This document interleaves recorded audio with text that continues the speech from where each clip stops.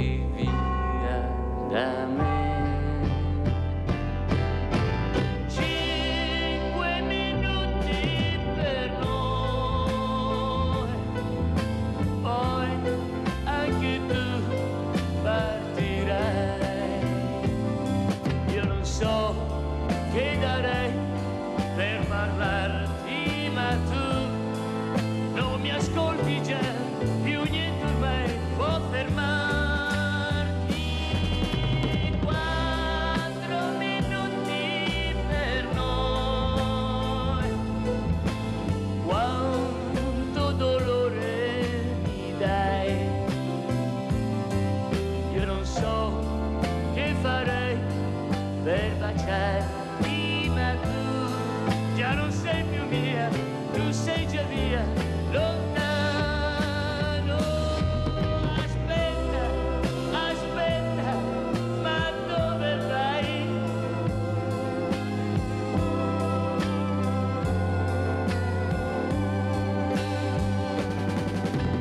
Solo un minuto e un jet partirà, portandoti via da me. Solo un minuto fra noi, guarda che addio mi dai. Nei tuoi occhi non c'è un sorriso per me, solo fretta ormai di andartene, amore. Chiamano il nome, sei tu, va, non voltarti mai più. Tanto cielo fra noi, è la fine, anche se mi hai giurato che ritornerai da me. Bugie, bugie, non tornerai.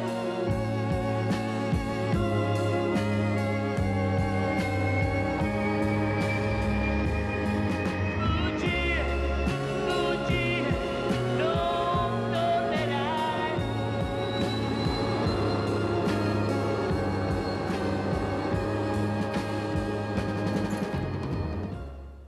5 minuti sempre, ti rubo 5 minuti, lo chiediamo a tutti, all'amico, all'avvocato, al commercialista, a tutti, ci dedica 5 minuti, le rubo 5 minuti, ne parleremo questa mattina quanto importanti sono i 5 minuti con l'avvocato Luca Pavanetto collegato con noi. Buongiorno avvocato! Buongiorno Mirella e buongiorno ai telespettatori. E abbiamo in presenza Paolo Borin, scrittore di un libro bellissimo, di una storia commovente e toccante. Lui è già venuto, ma io voglio riproporlo perché è un libro bellissimo, perché è una storia bellissima. Gli animali, questo mondo meraviglioso che forse conosciamo troppo poco. Perché? Perché è sempre stato un mondo forse di elite, ce l'hanno visto così, il cavallo elite. No, non è vero, è uno dei più belli animali, di una sensibilità che non si accorge della disabilità. Gli animali non si accorgono della disabilità, sono gli adulti che non riescono a capire che l'animale è più intelligente di loro, non tutti, ma una parte. Bene, ne parliamo questa mattina subito, però io inizierei proprio con l'avvocato Luca Pavanetto, che è anche l'avvocato dell'Associazione Veneti Schiacciati, e lo ringrazio, per capire, perché io ieri ho avuto veramente un ospite che è Miatello, che abbiamo parlato di banca, di questi soldi, di questo 30% che è arrivato, ma non basta. Com'è la situazione, avvocato Pavanetto, per quelle famiglie invece che sperano di riuscire ad avere qualcosa, ma i tempi si allungano, tante commissioni, ma alla fine non si sa mai niente? Prego.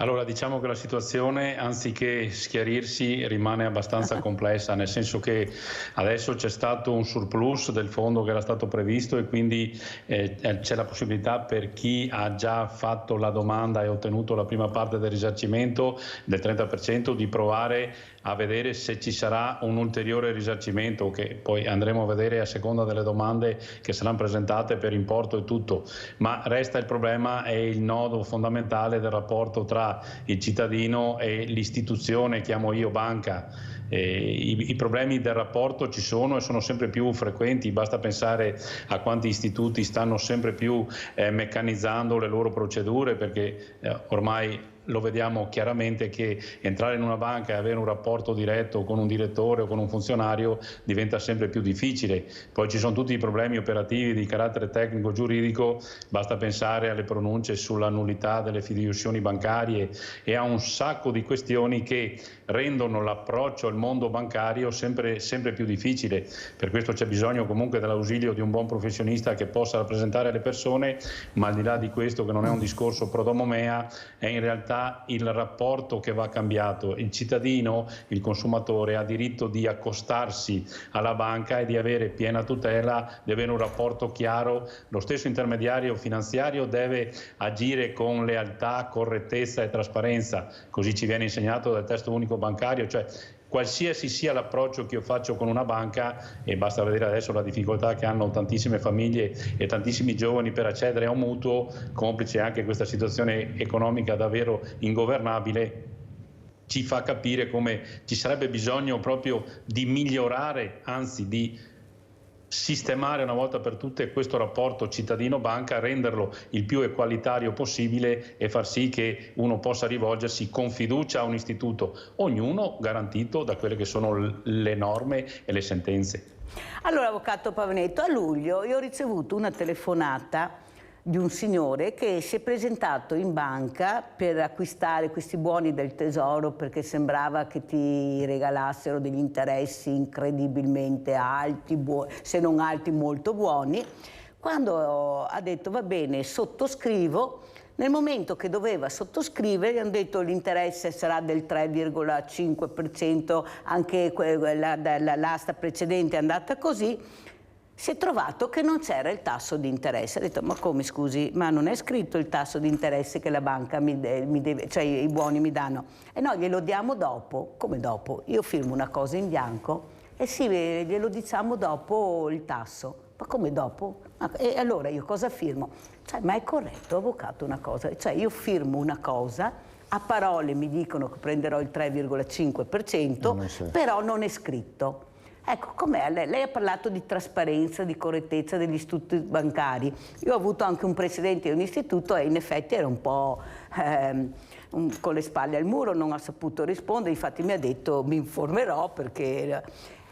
cioè, cos'è sta storia? Cioè, io firmo in banca e acquisto all'asta questi buoni, però non ho il tasso di interesse, me lo diranno dopo. Ma può essere il 3,5, ma come succede può essere anche che mi danno l'1 dopo. Cosa posso sapere io? Che certezza ho? Prego, avvocato. Allora, conoscendo il mondo bancario e comunque il mondo giuridico-economico da ormai un trentennio, posso dirti che non mi sorprendono affermazioni di questo tipo, Mirella, e tu giustamente le segnali anche per scuotere le coscienze. Mi è capitato nella mia carriera professionale anche di aver persone che, ti parlo di questioni ormai prescritte di cui si può parlare tranquillamente, questioni Parmalat o Cirio, persone di 80 anni a cui erano state proposte azioni della Parmalat e queste persone anziane con la grafia tremante avevano scritto non voglio correre rischi, voglio azioni tranquille, eppure gliele avevano vendute. Va bene, dopo abbiamo fatto la causa, abbiamo sistemato, ma allora questo dipende proprio, è quello che dicevamo prima, se l'intermediario finanziario deve agire, e l'intermediario finanziario intendiamo il funzionario di banca o colui che ha proposto operazioni di questo tipo, con la lealtà, la trasparenza e la chiarezza che è necessaria in casi di questo tipo, è ovvio che o si uniforma a quello che è prescritto dal testo unico bancario, ma anche alle norme generali della buona fede. Cioè, se io e te facciamo un contratto, Mirella, è ovvio che ci guardiamo negli occhi e per il principio della buona fede ognuno deve mettere sul piatto tutto quello che è realistico, tutto quello che è vero. Dopo posso capire tutto che ci siano magari funzionari che hanno ordini dall'alto di vendere il più possibile i prodotti finanziari, perché non dimentichiamoci che la banca deve far lucro la banca etica, quella che io e te, Mirella, ogni tanto sogniamo o agogniamo, è ben distante dall'essere concreta. Però è altrettanto vero che ormai, grazie anche a programmi come il tuo, la gente sta in guardia, si informa. Il principio, ce lo auguriamo, sia quello di questa lealtà, trasparenza e correttezza, che venga applicato indiscriminatamente a tutti, a vantaggio di tutti, sia dell'istituzione banca sia del cittadino.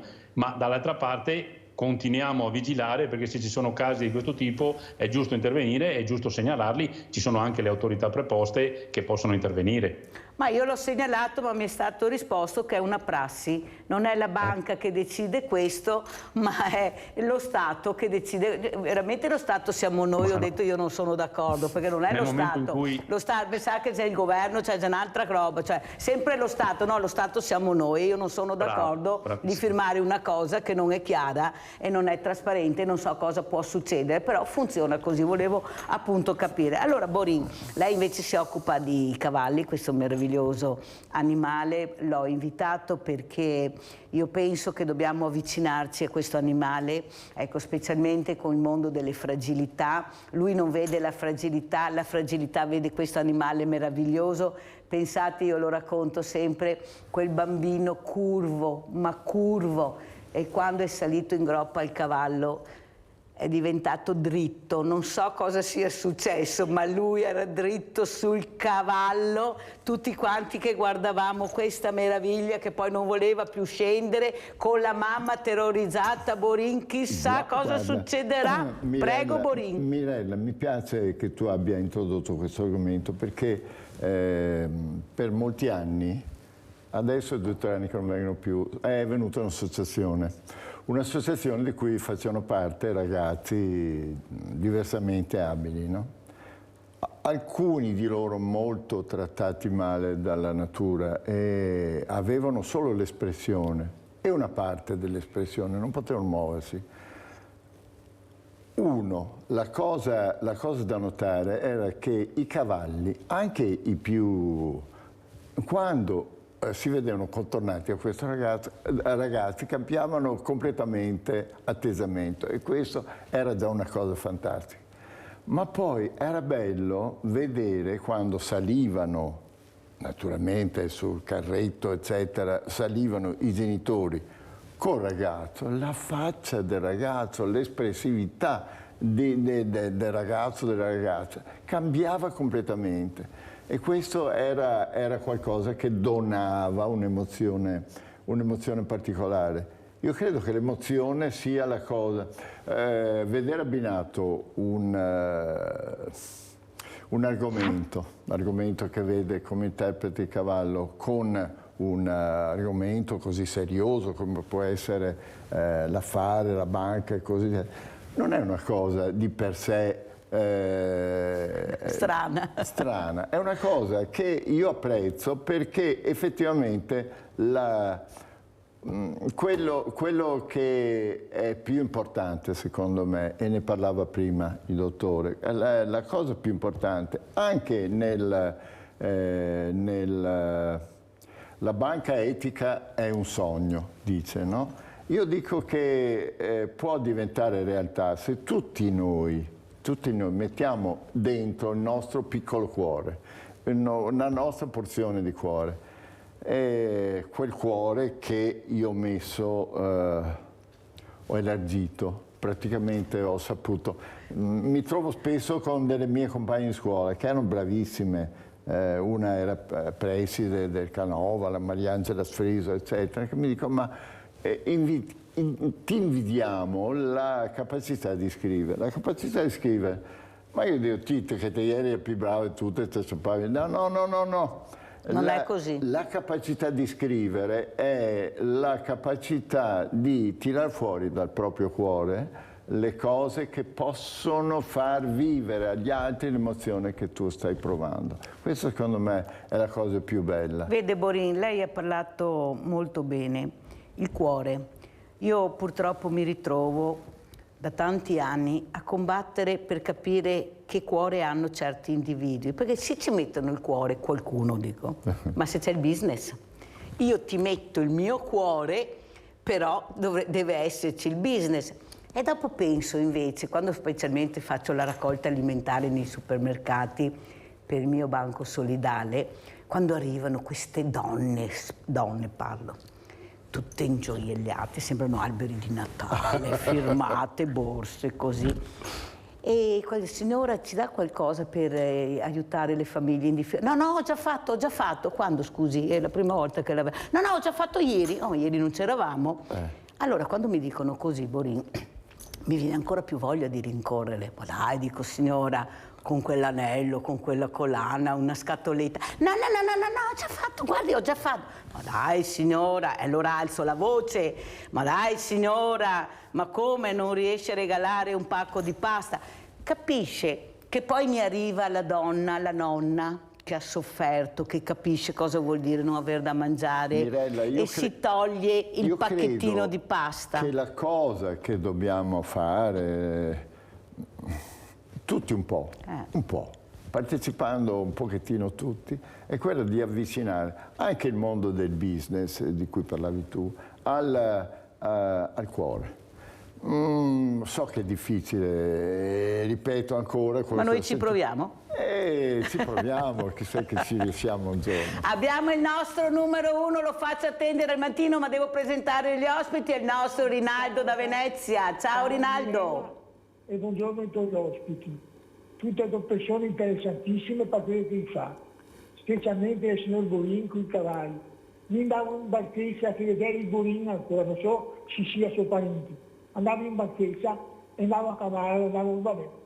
Il cavallo non è una bestia, è un fratello della persona umana, è un fratello per noi altri.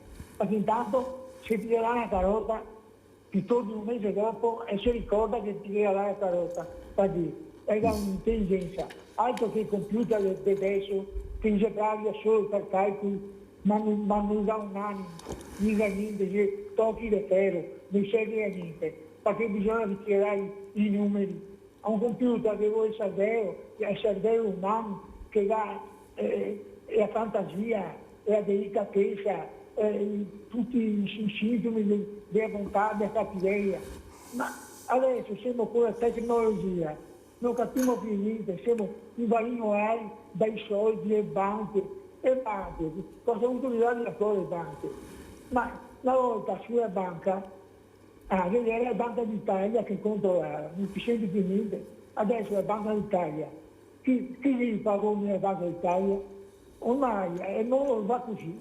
Purtroppo i soldi, la ricchezza che vede nel mondo, dei migliaia di miliardi, che da 10 persone sole può sfamare tutto il mondo per un mese. Ma dove siamo arrivati? Purtroppo è l'unica parola bella che ti arriva, Mirella. Bisogna che la gente che ha una certa età, che è nata con la guerra, che dà partito alla fame, che sa cosa che vuol dire, è pronta anche se era vinta, e avrà un panito, e ha messo parola là, perché era provata cosa che vuol dire. Ma tutti i giovani di adesso, che noi altri genitori dobbiamo cominciare a comprare la macchina bella, la macchina costosa, vestiti finali, i rovinai, perché non dobbiamo dare il piacere di, lavorando, comprarsi un paio di scarpe, sentire le sue, perché gli era comprare col suo. Siamo su un mondo che purtroppo andrà sempre peggio, perché dopo non lo non mai, perché si può immaginare che il mondo cambia sempre, perché sarà sempre, ma bisogna che la gente cambia, diventa più buona. Ciao Mirella e buongiorno ai tuoi ospiti. Grazie Rinaldo per queste considerazioni. Andiamo a vedere anche il servizio Confartigianato Crediti.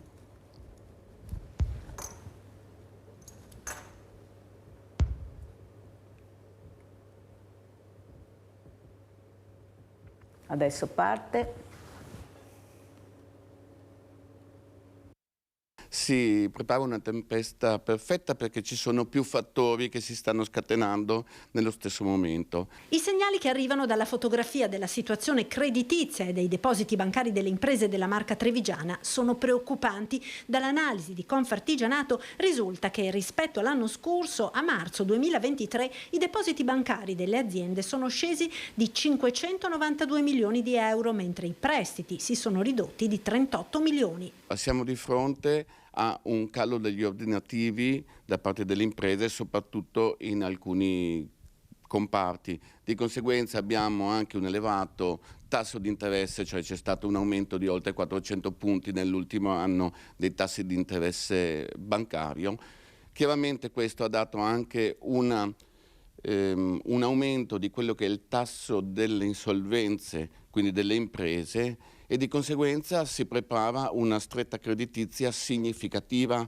Stretta creditizia che coinvolgerà soprattutto le microimprese, che sono meno capitalizzate, che rappresentano il 95% delle aziende del nostro territorio, un calo significativo del credito che testimonia anche un calo degli investimenti. Aumento di tassi, riduzione degli ordini e mancanza in questo momento di agevolazioni, questo è chiaro che le imprese, prima di investire soprattutto su un calo di fiducia che si manifesta nei prossimi mesi, ci pensano bene. Qui cala tutto, calano, mai crescono. Avvocato, come commentiamo questo servizio e cosa ci racconta? Questo servizio secondo me fotografa alla perfezione la situazione che stiamo vivendo, nel senso che insomma, chi fa la professione o comunque chi ha rapporti con molti clienti qua là percepisce chiaramente che stiamo andando verso un periodo di ulteriori ristrettezze per quanto riguarda le imprese e il resto. Qui si aprirebbe un mondo, Mirella, di cui abbiamo già discusso, che è tutta la questione anche del mercato edilizio, e se questo bonus del 110 o comunque bonus vari possa in realtà aver creato un giovamento o in realtà, come dicono tanti, aver drogato il mercato, perché se tanto mi dà tanto, ci sono imprese che sì hanno lavorato col 110 ma adesso hanno una montagna di crediti fuori che non riescono a recuperare proprio perché la cessione del credito è diventata difficilissima in questo periodo, ma ci siamo sicuramente di fronte a uno scenario che non può che peggiorare e mi viene da pensare, come dicevano una volta gli antichi romani, che mentre a Roma pensano cosa si possa fare, la città di Sagunto veniva espugnata dai nemici. Ci vorrebbero interventi tempestivi e secondo me quando leggiamo sui giornali le frasi tipo ma il super bonus è stato un danno, il 110 ha creato problemi finanziari, insomma forse bisognava pensarci prima, adesso ci vuole un intervento tempestivo e soprattutto mirato per far sì che anche come al solito non vadano poi a soffrire quelli che sono i ceti deboli in situazioni di questo tipo. Però, avvocato, anche queste partite IVA che si possono aprire in pochissimo tempo, perché dove vogliono accorciano, dove c'è interesse. Queste persone che si sono avvicinate, queste ditte cresciute dalla sera alla mattina, a questi cittadini sempre con le spalle al muro, perché non sono informati, loro sono in buona fede. Ecco, il nostro problema grande di questo meraviglioso paese è che siamo delle brave persone, siamo dei bravi cittadini, quasi tutti. Il problema è che qualcuno lo sa e sono gli avvoltoi che sono dietro l'angolo. Ma come si fa a difendersi, avvocato? Ma come facciamo a difenderci? Dobbiamo girare con l'avvocato e col commercialista in qualsiasi posto andiamo? Perché funziona così. I nostri anziani che sono truffati all'interno delle loro case, perché c'è la persona con una semplice divisa o con un'etichetta che può entrare e nessuno li ferma prima.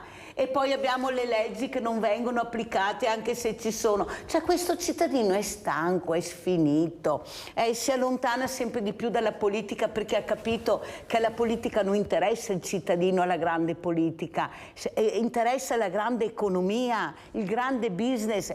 però che fa girare l'economia è sempre stato il piccolo, il medio, l'artigiano, il commerciante, il piccolo industriale, non le multinazionali che hanno iniziato a pagare ieri le tasse in Italia nel silenzio totale di tutta la politica. Non c'è colore, tutta la politica. Prego, avvocato.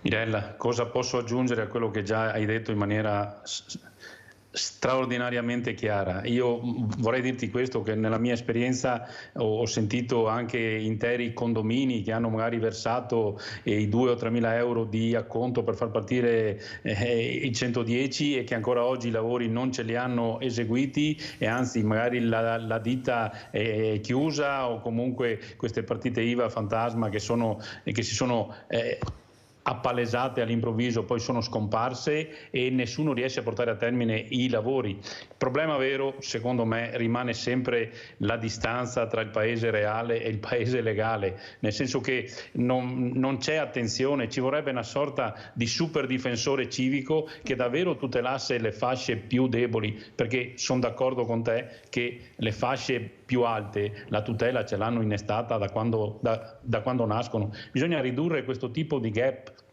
perché altrimenti non si può definire un paese civile o un paese in cui ci sono diritti per tutti. Sa quasi quasi, avvocato, che sarebbe dire alla Meloni che inserisse l'assistente contrario come c'era una volta. C'era questo assistente contrario che controllava i lavori e se non andavano bene, quasi quasi io scrivo alla Meloni: scusi Presidente, ma non può mettere l'assistente contrario per tutelare i cittadini? Pubblicità.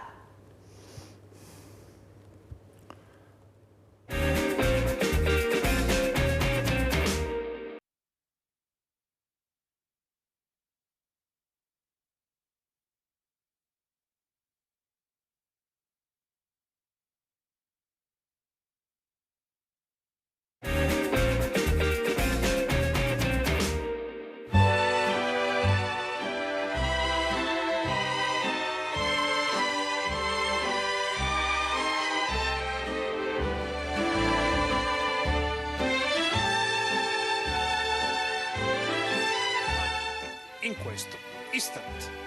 Dal fondo il gruppo di Tiger Alley, che non perde tempo, risale gradualmente sul rallentamento imposto in avanti da Pelmorob, con Tiger Alley che insiste, va lungo su 17-6, con Tiger Alley che tende a passare nei confronti di Pelmorob. Rippa è passato Tiger Alley all'imbocco della piegata finale, 31 se ne va Tiger Alley a 300 metri dal termine. Tiger Alley deve far passare i metri. Pelmorob è ancora né conclusivo. Tiger Alley, che non ha problema alcuno, viene a vincere facile per il ritorno al successo di Tiger Alley. Antonio Greppi, cash driver per Alessandro Pieropan, i colori della scuderia Belvedere di Paolo Borin. Getting to know you, getting to know all about you, getting to like you, getting to hope you like me.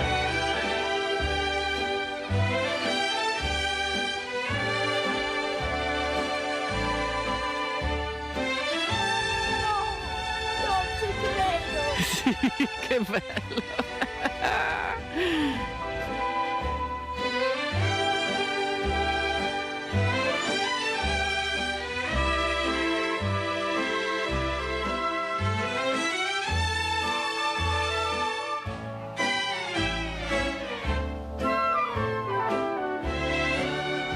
Getting to know you, getting to know all about you. When I am with you, getting to know what to say. Haven't you noticed? Suddenly I'm bright and breezy because of all the beautiful and new things I'm learning about you day by day.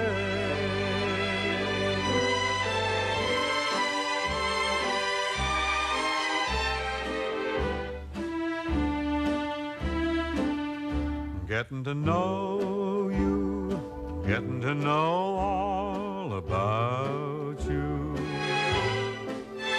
Getting to like you, getting to hope you like me.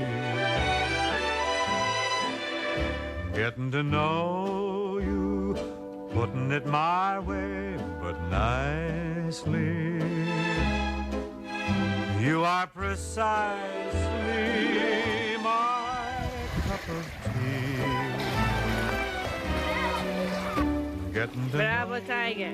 you, getting to feel free and easy. When I am with you, getting to know what to say. Haven't you noticed? Suddenly I'm bright and breezy because of all the beautiful and new things I'm learning about you day by day.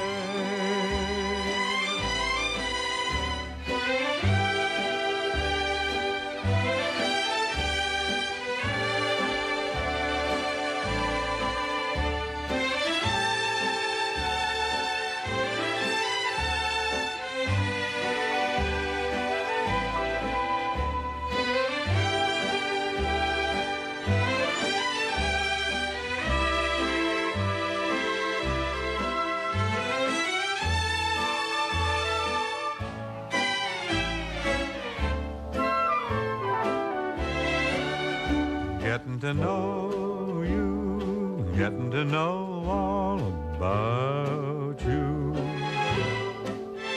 When I am with you, getting to know what to say.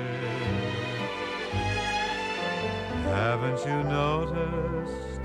Suddenly I'm bright and breezy because of all the beautiful and new things I'm learning about you day by day.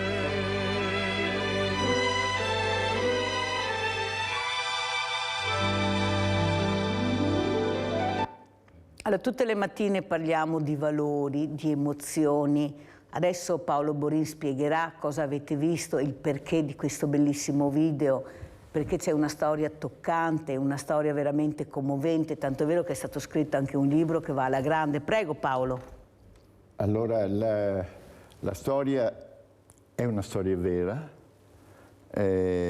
incredibilmente vera, perché è una favola vera. Quando hanno chiuso l'ippodromo di Firenze, 150 cavalli sono stati destinati, e vari ippodromi sono stati portati via. E si sono dimenticati un cavallo, Tiger, se lo sono dimenticati dentro questo box. E chiuso l'ippodromo, via, per fortuna c'era il beverino d'acqua che funzionava, se no non sarebbe sopravvissuto.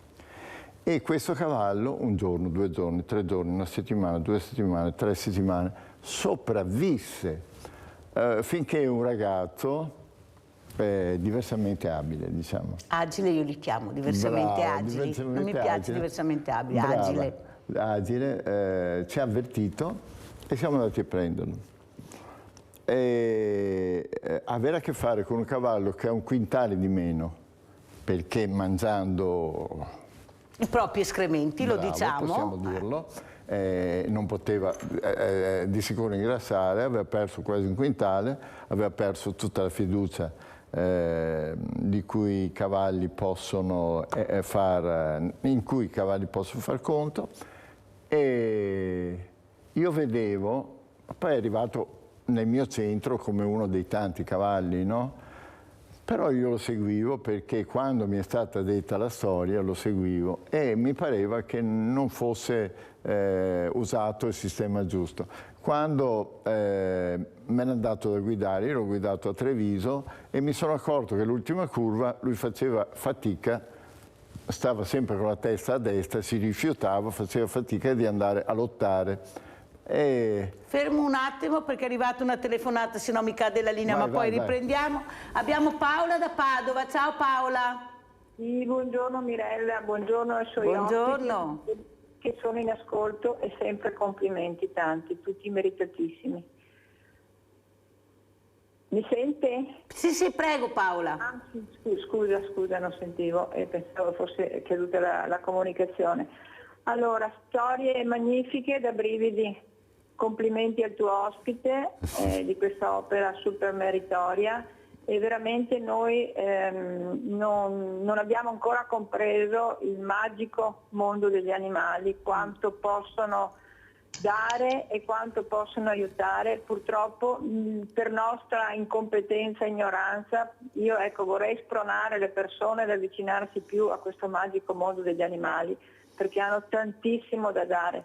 Non avviciniamoci per fargli del male come troppo spesso succede gratuitamente senza arrivare a prendere a calci e pugni una capretta fino a ucciderla. Ecco, doppio delitto per gli animali, delitto anche nostro che ci priviamo di un essere che tanto può dare.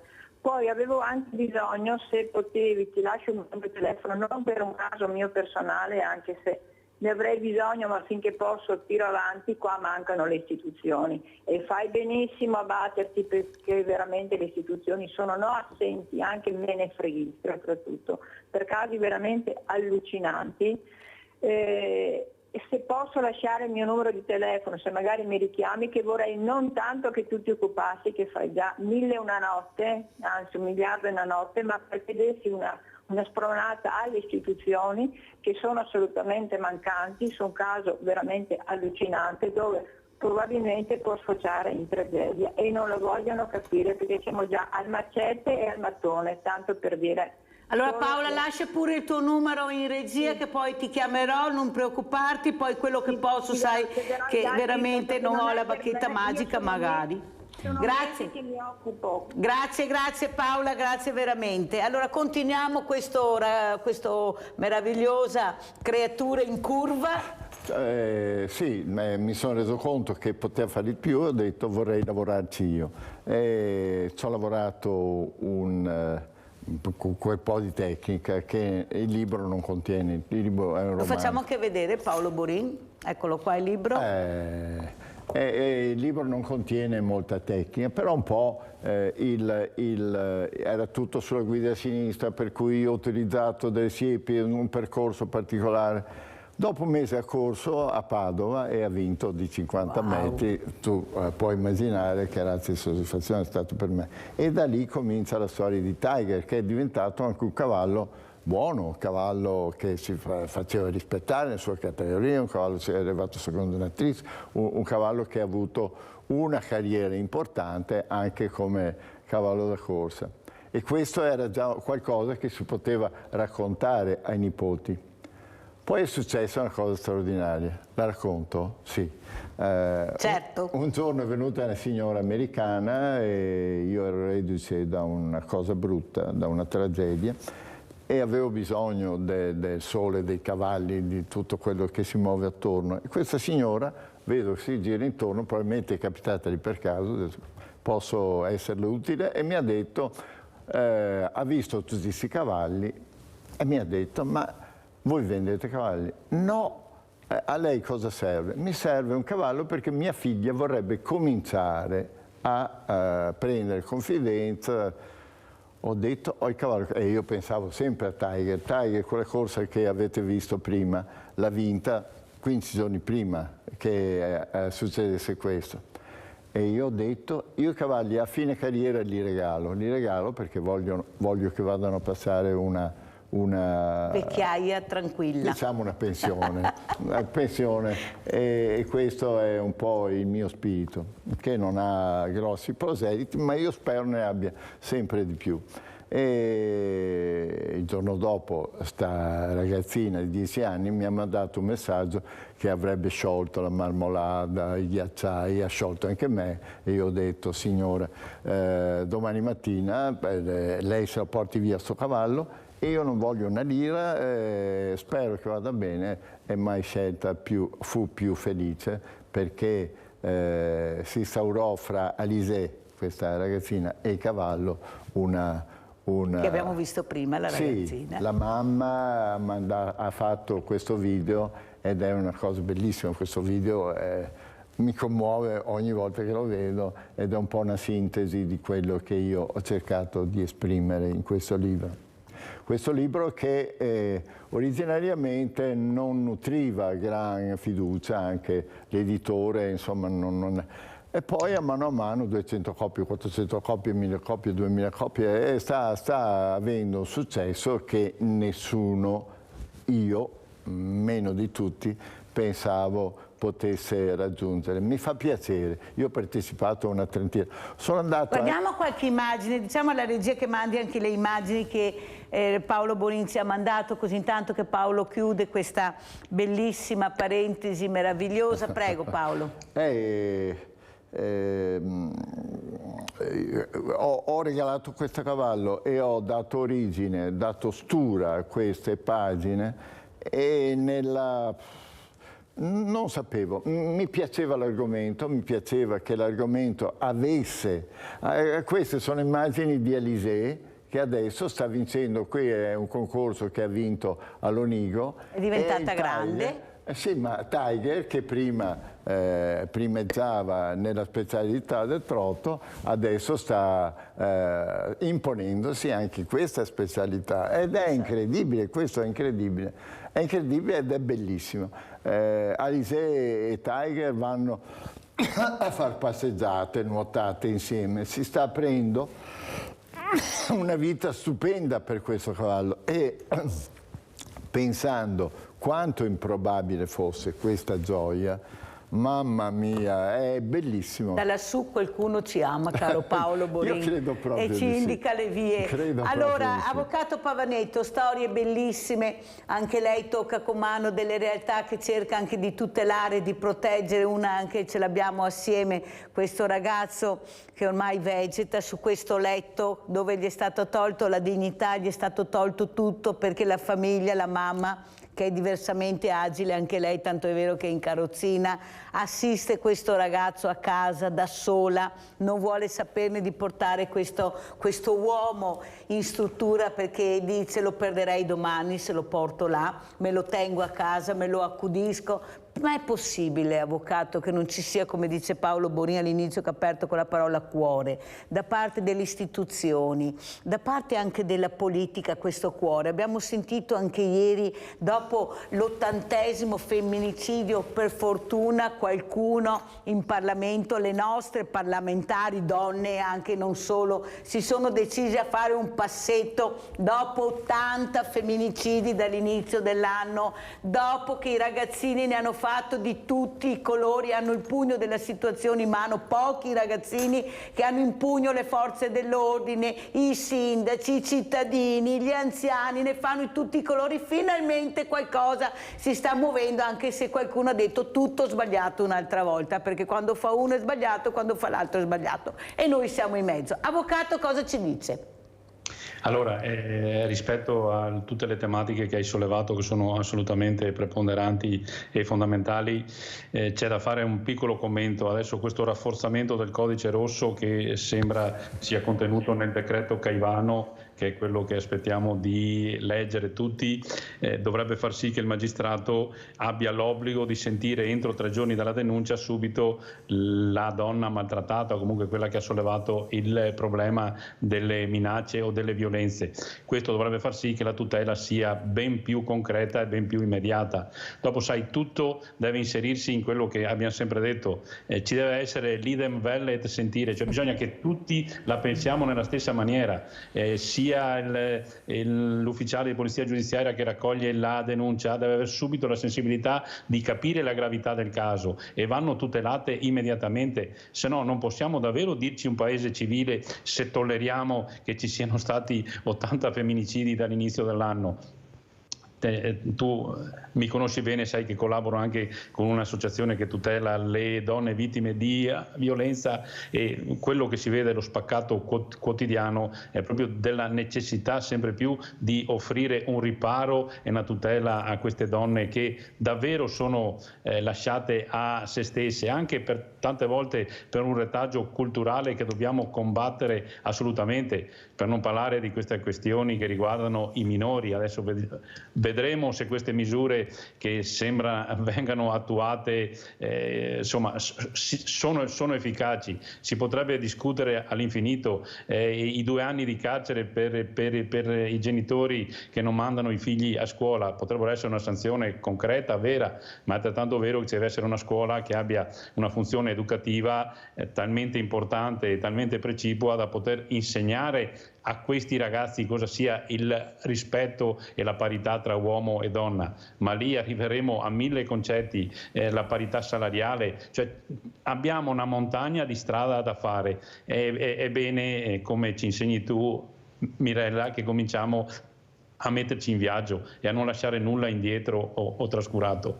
Mi ha colpito molto la storia del dottor Borin, e mi ha fatto venire in mente addirittura San Paolo, che diceva che le creature sono uno specchio che riflette Dio.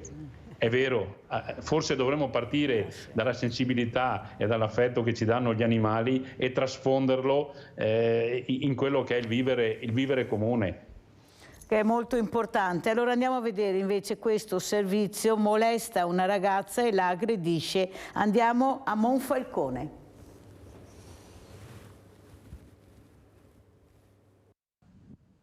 Pedalando in bicicletta ha avvicinato una giovane, anch'essa in sella, alla propria bici, tentando un approccio galante, ma una volta respinto è tornato alla carica cercando di abbracciarla. A questo punto la ragazza, divincolandosi con forza, è riuscita a respingerlo. Il giovane però, prima di allontanarsi, l'ha graffiata, lasciandole addosso i segni delle unghiate. La vittima delle molestie, un'italiana di 25 anni, ha raggiunto il commissariato di Monfalcone e ha presentato denuncia. L'aggressore, un bosniaco di 24 anni, è stato individuato in breve e denunciato a piede libero per violenza sessuale. Il fatto è accaduto a fine agosto, poi, dopo la denuncia da parte della polizia, il 1° settembre scorso è stata perquisita l'abitazione del giovane in applicazione di un provvedimento emesso dalla Procura della Repubblica di Gorizia. In casa sono stati trovati e sequestrati alcuni abiti e la bicicletta. L'uomo è stato individuato e identificato anche grazie alle immagini registrate dall'impianto di videosorveglianza comunale e in seguito attraverso il riconoscimento da parte della vittima. Le indagini sono coordinate dal sostituto procuratore Ilaria Iozzi e hanno portato a confermare la dinamica dei fatti. Ora, rispetto alla condanna, la parola spetta al Tribunale.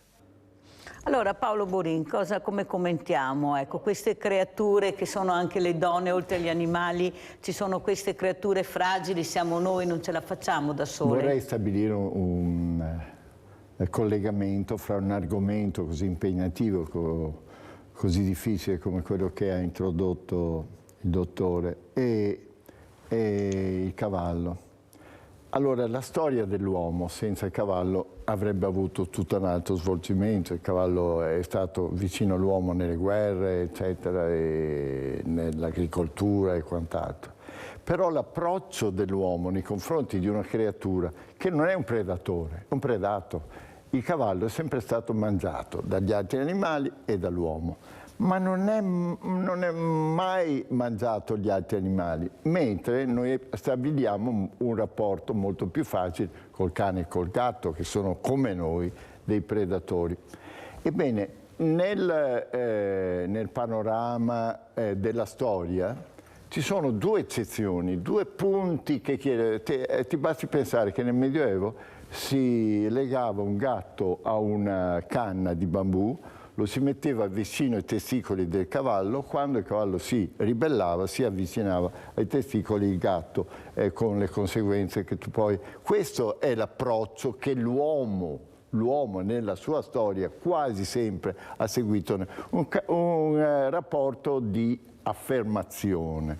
E invece il rapporto collaborativo, cioè fare in modo che non che faccia, ma fare in modo che un cavallo voglia fare, quindi che gli piaccia, che anche i tuoi collaboratori, i tuoi dipendenti devi fare sta roba qua, se no ti licenzio. E invece se te dici vieni a fare sta roba qua, guarda che bello che è fare sta roba qua, avrai, secondo me, parità di capacità, un risultato diverso. Nella storia ci sono due eccezioni a questo, le donne. Le donne sono d'eccezione, dei cavalli particolarmente difficili venivano affidati a donne, nel Settecento ancora, per essere istruiti, andavano dove c'era l'acqua in maniera... Cioè l'attenzione alla sensibilità del cavallo e al fatto che il cavallo sia un predatore, un predato e non un predatore, è stata data dalle donne e dai pelle rosse. Comunque da persona o da qualcuno che aveva subito il danno, che era fuggita. Il cavallo è un animale da fuga, è un animale che nasce con la paura.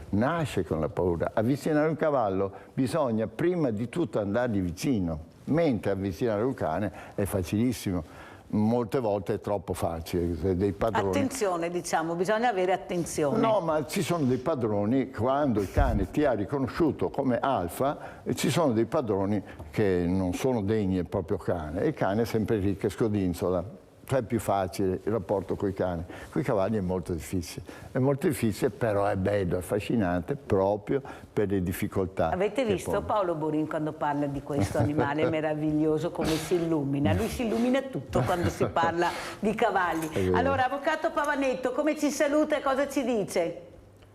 Che è stato come al solito un incontro interessantissimo.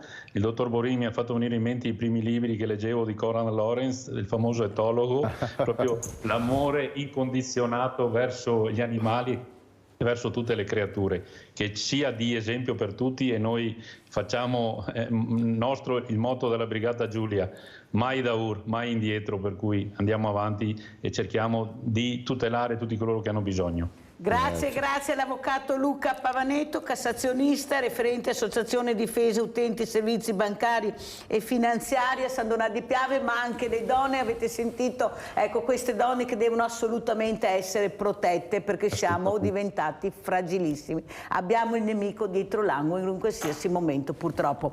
Grazie avvocato Pavanetto. Grazie a voi. Paolo Borin, come ci saluta? No, intanto voglio regalarti un libro.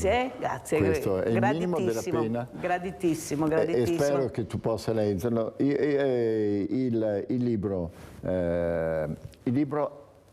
non è una lettura importante, è un'ora e un quarto, te lo fai fuori. Però io credo, in questo modo ti regalo un'ora e un quarto in cui tu passi un momento stupendo, bellissimo, insieme con Tiger e con una storia bellissima che riguarda un cavallo che è vera e che finisce bene, e Dio solo sa quanto bisogno ci sia di storie che finiscono bene in questo sventurato periodo. Grazie a Paolo Borin, amante dei cavalli, degli animali, io penso in genere anche delle donne, e grazie per questo regalo, L'improbabile gioia. Vi invito veramente a leggerlo perché è una storia veramente commovente. Grazie, pubblicità.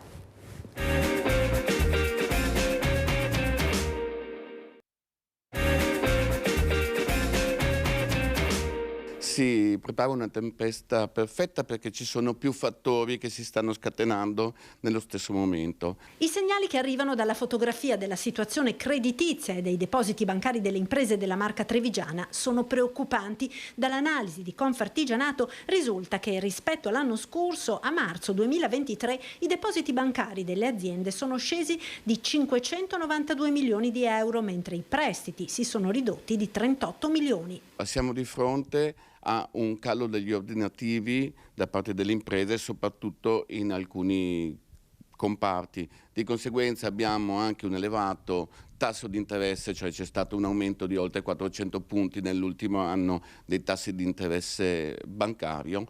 Chiaramente questo ha dato anche una un aumento di quello che è il tasso delle insolvenze, quindi delle imprese, e di conseguenza si prepara una stretta creditizia significativa.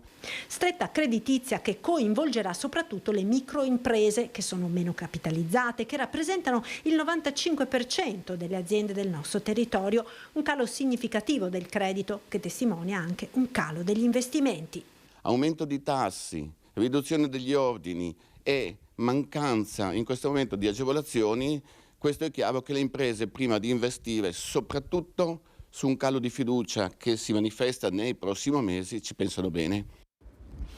Allora vi presento subito due graditi ospiti. Abbiamo in presenza Flavio Romanello, Presidente Comunità Antenisti Confartigianato Imprese Marca Trevigiano. Grazie Presidente di essere qui con noi.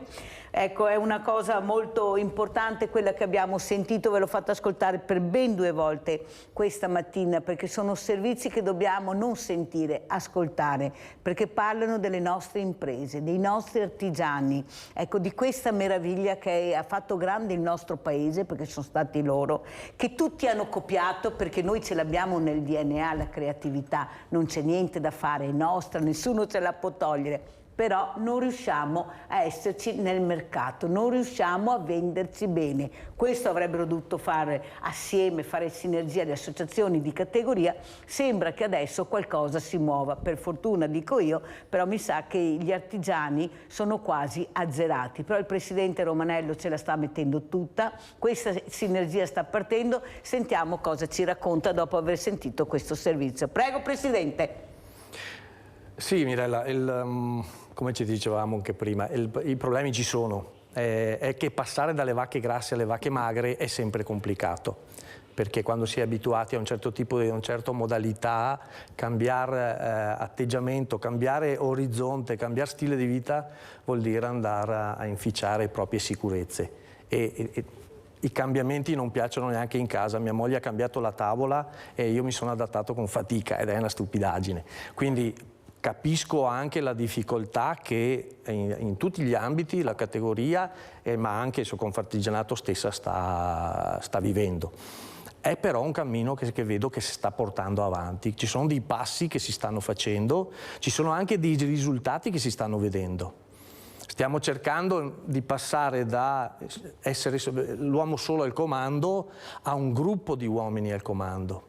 Stiamo cercando di passare da soddisfare le esigenze a proporre delle soluzioni. È un passaggio che nella vita non succede con facilità nelle piccole cose, a maggior ragione in questi ambiti che sono comunque complicati, però estremamente importanti, perché il mondo confartigianato, l'impresa, il modo di essere impresa in Italia è basato sulle piccole imprese. Si snatura, eliminarlo o condizionarlo snatura un po' quello che siamo noi come società. È vero anche che io molte volte ospito tantissimi ragazzi che sono veramente dei geni, per non parlare con la robotica. Loro veramente tantissimi, io non so come facciano, ma hanno una creatività e una manualità che poi si mettono anche in gruppo, perché è un team che lavora, e rimango allibita anche nel porsi, come spiegano. Allora, Presidente, non è il caso di vedere, forse di ascoltare di più questi giovani, anche all'interno delle scuole, dove una volta c'erano molti laboratori, vedevi se il ragazzo era portato una certa manualità, poi sempre più avanti, sempre più tecnologia, ma poca manualità.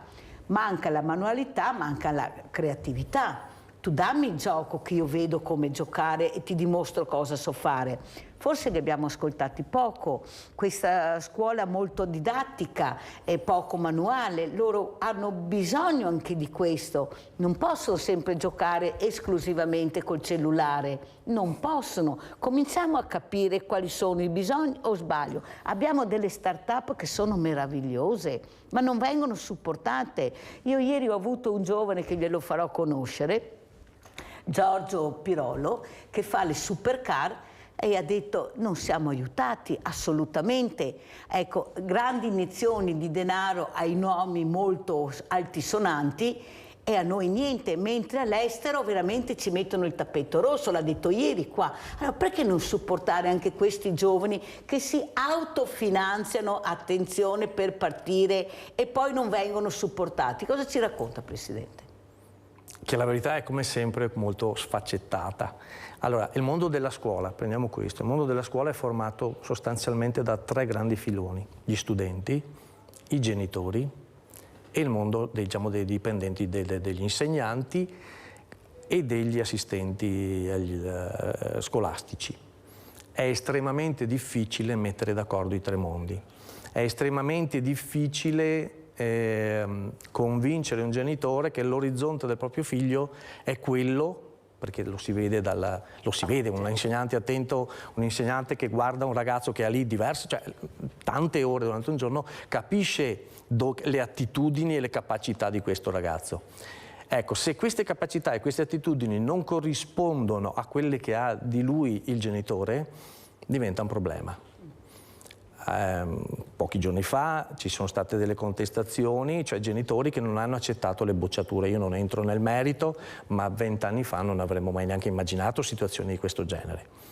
Quindi il mondo della scuola deve cambiare, deve mettersi nella modalità start-up sotto tutte le vesti, a cominciare dai genitori. Io credo che l'ultimo dei problemi che avremo sarà proprio qui i ragazzi. Qui i ragazzi sono molto più trasparenti, più malleabili e più aperti.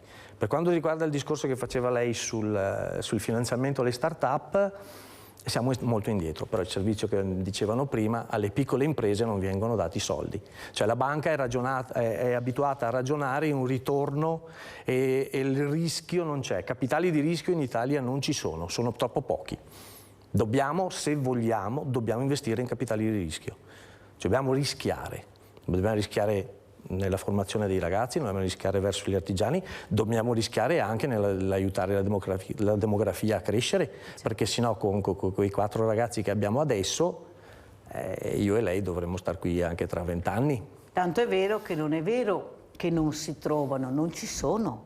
Adesso la denatalità si fa sentire. Ricordate che non è vero che non facciamo fatica perché non li troviamo, non ci sono. Adesso cominciamo a sentire la mancanza di questi numeri, perché non si fa più figli da tanto tempo, non da ieri, da tanto tempo, ed è stato sottovalutato questo problema, non è stato messo nella bilancia nella maniera adeguata, e adesso noi abbiamo fior di imprese, abbiamo dei macchinari meravigliosi perché la tecnologia ha fatto passi da gigante, sì, ma se non c'è l'uomo che gira questi bottoni, che li fa schiacciare, sta macchina gigantesca, infernale, meravigliosa non parte. Saluto anche un altro ospite che si è collegato, è Marco Toresan, presidente Associazione Padovana Incontinenti Stomizzati. Pensate quante cose, quanti problemi, noi parliamo di questo, pensate queste creature quanto hanno faticato per riuscire ad essere presenti anche in televisione, anche nelle trasmissioni, perché non li volevano, parliamoci chiaro, solo sentire questa parola gli rispondevano no, invece Mirella li ha sempre invitati, vero Marco? Ecco, ho sempre dato quello Mirella, che potevo, la visibilità. Cosa ci racconti? Anche tu come uomo Mirella, e come grazie. lavoratore, Marco, vai! Sì, grazie ancora di avermi invitato in questa trasmissione bellissima e per noi molto importante. Allora, la nostra associazione si occupa sia di persone con incontinenza e distomie a livello padovano e anche in qualche comune limitrofo della provincia di Treviso, soprattutto Silea, Casale sul Sile, Casier, eccetera, dove si può interagire migliore con i sindaci e con le amministrazioni locali. Noi diciamo che il problema di salute è un problema grave perché ci sono il 15-20% di popolazione che ha questo problema di salute. Per noi è un tema molto tabù che ancora adesso molti social media o altre televisioni non ne parlano, e per noi è un grande problema perché l'incontinenza è cioè, fa perdere il posto di lavoro, non ti abbandoni alla società, ti rinchiudi in casa con te stesso, con i familiari, costi elevati di curarsi, perché insomma la regione o lo Stato fino a un certo punto può pagarti i presidi o catetti, pannoloni, e dopo il problema è che noi puntiamo che il problema dell'incontinenza deve avere un codice di esenzione, visto che c'è il 15-20% di popolazione nel solo Veneto che soffre di questa patologia. Non è possibile che ogni volta che uno gli riscontra un'incontinenza lieve o piccola deve pagare il ticket sanitario, che ci sono altre patologie con meno cittadini che soffrono che non pagano il ticket sanitario. Cos'è che noi dobbiamo essere costretti a chiedere un'invalidità civile? E questo qua comporta sia di benefici e sia di problemi, perché a volte tante ditte, tanti datori di lavoro, purtroppo con le sovvenzioni che ci sono adesso, quei problemi che ci sono adesso di lavoro, quel che serve, fanno fatica da fare il computo da dipendente normale a dipendente categoria protetta. Noi possiamo solo ringraziare tante ditte, le grosse ditte ancora, o di sgravi fiscali che c'era delle province o delle regioni, che assumono ancora noi come disabili invisibili, perché noi siamo disabili invisibili ancora adesso, siamo una categoria un po' particolare, però noi vogliamo essere inclusivi nel mondo di adesso. Nel 2023 qualunque problema sanitario deve essere alla luce del sole, non essere rifiutati da nessuno e essere a contatto con la società moderna di ragazzi, giovani, anziani, bambini, tutto quel che serve. Marco, fermati un secondo, perché voglio toccare con te, e non a caso questa mattina ringrazio Flavio Romanello di aver accettato l'invito, che è presidente della comunità antennisti Confartigianato, imprese Marca Trevigiana, per capire le difficoltà e parlarne. Allora, quanti anni hai, Marco? Io ne ho 44 adesso.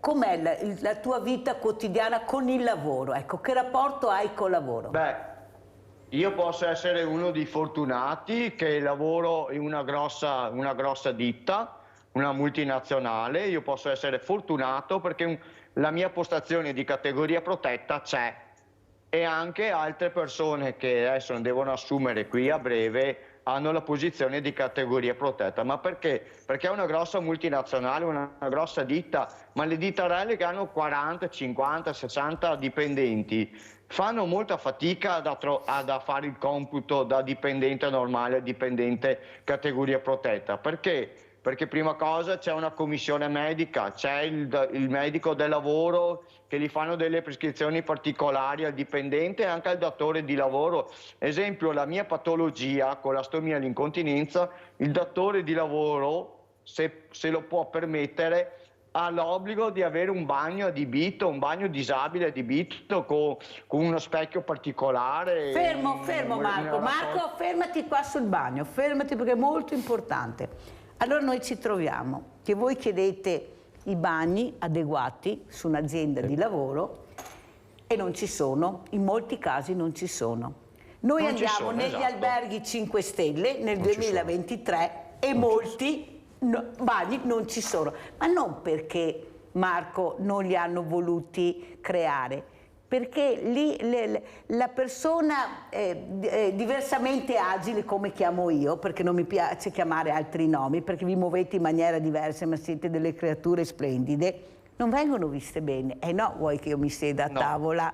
No, ma l'abbiamo visto, è successo l'altro ieri a Cortina, cioè non è che parlo. Le aziende che non hanno i bagni, cioè non posso prendere perché non ho il bagno adeguato. Ma dovrebbe essere, ma non l'azienda, il governo che obbliga ad avere questi importanti settori adibiti a un normale vivere civile nel lavoro, o sbaglio? No, è vero. Chissà che adesso che c'è il primo forum internazionale a Rimini sulla disabilità, che vengono fuori queste problematiche, perché noi, le barriere architettoniche, bagni, rampe d'accesso in qualunque città, comune, paese, devono essere eliminate, perché chi è in carrozzina deve essere libero da muoversi in autonomia. Ascolta Marco, devo accelerare perché sennò non ce la facciamo, è un'ora Sì, ma sì, vola. sì. Ascolta Marco, ma mancano personale, non troviamo personale. Voi sareste in grado anche di occupare certi posti che sono vacanti perché non si trova personale, però a causa di queste cose che hai raccontato tu non venite assunti? Io penso di sì, noi siamo in grado di lavorare come una persona normale, avremo qualche difficoltà in più, però le 5, 6, 7, 8 ore le possiamo fare benissimo, anche perché ci sono molti come persone che hanno problemi di salute, che sono teste pensanti, che sono ingegneri, architetti, sono laureati come una persona normale noi siamo. Caro, come una persona normale. Guarda, mi fai venire noi veramente i brividi, Marco. Marco, ti interrompo perché abbiamo Maurizio da Are, poi sentiamo il presidente Romanello. Prego, Maurizio. Ciao Mirella, ciao. saluto i tuoi ospiti. Niente, io Mirella ti dico una cosa, perché lavorando sulle pulizie ti do la testimonianza, perché sono già 3 anni che io lavoro nel settore delle pulizie e ne vedo di tutti i colori. Io in alcune ditte, ok, ci sono alcune ditte che hanno sì il bagno per le persone disabili e altre ditte dove andiamo a fare le pulizie non ce l'hanno. Allora io dico, alle volte mi faccio la domanda da me stesso: ma perché queste discriminazioni? Perché siamo arrivati al punto che questa, secondo me, è una discriminazione tale e quale, ok? Allora, io comunque, Mirella, ti posso dire soltanto che se fossero ditte serie, tra virgolette, dovrebbero pensare anche a un altro tipo di personale, ok? E questo veramente alle volte mi dà un colpo al cuore, perché, come ti ripeto, ne vedo di tutti i colori, ok? Ecco, ne approfitto Mirella per salutarti, saluto tutti i tuoi ospiti e ci sentiremo, va bene? Grazie della testimonianza, grazie, Maurizio, veramente grazie. Presidente Romanello. Dobbiamo fare anche alcune valutazioni che vengono dai numeri.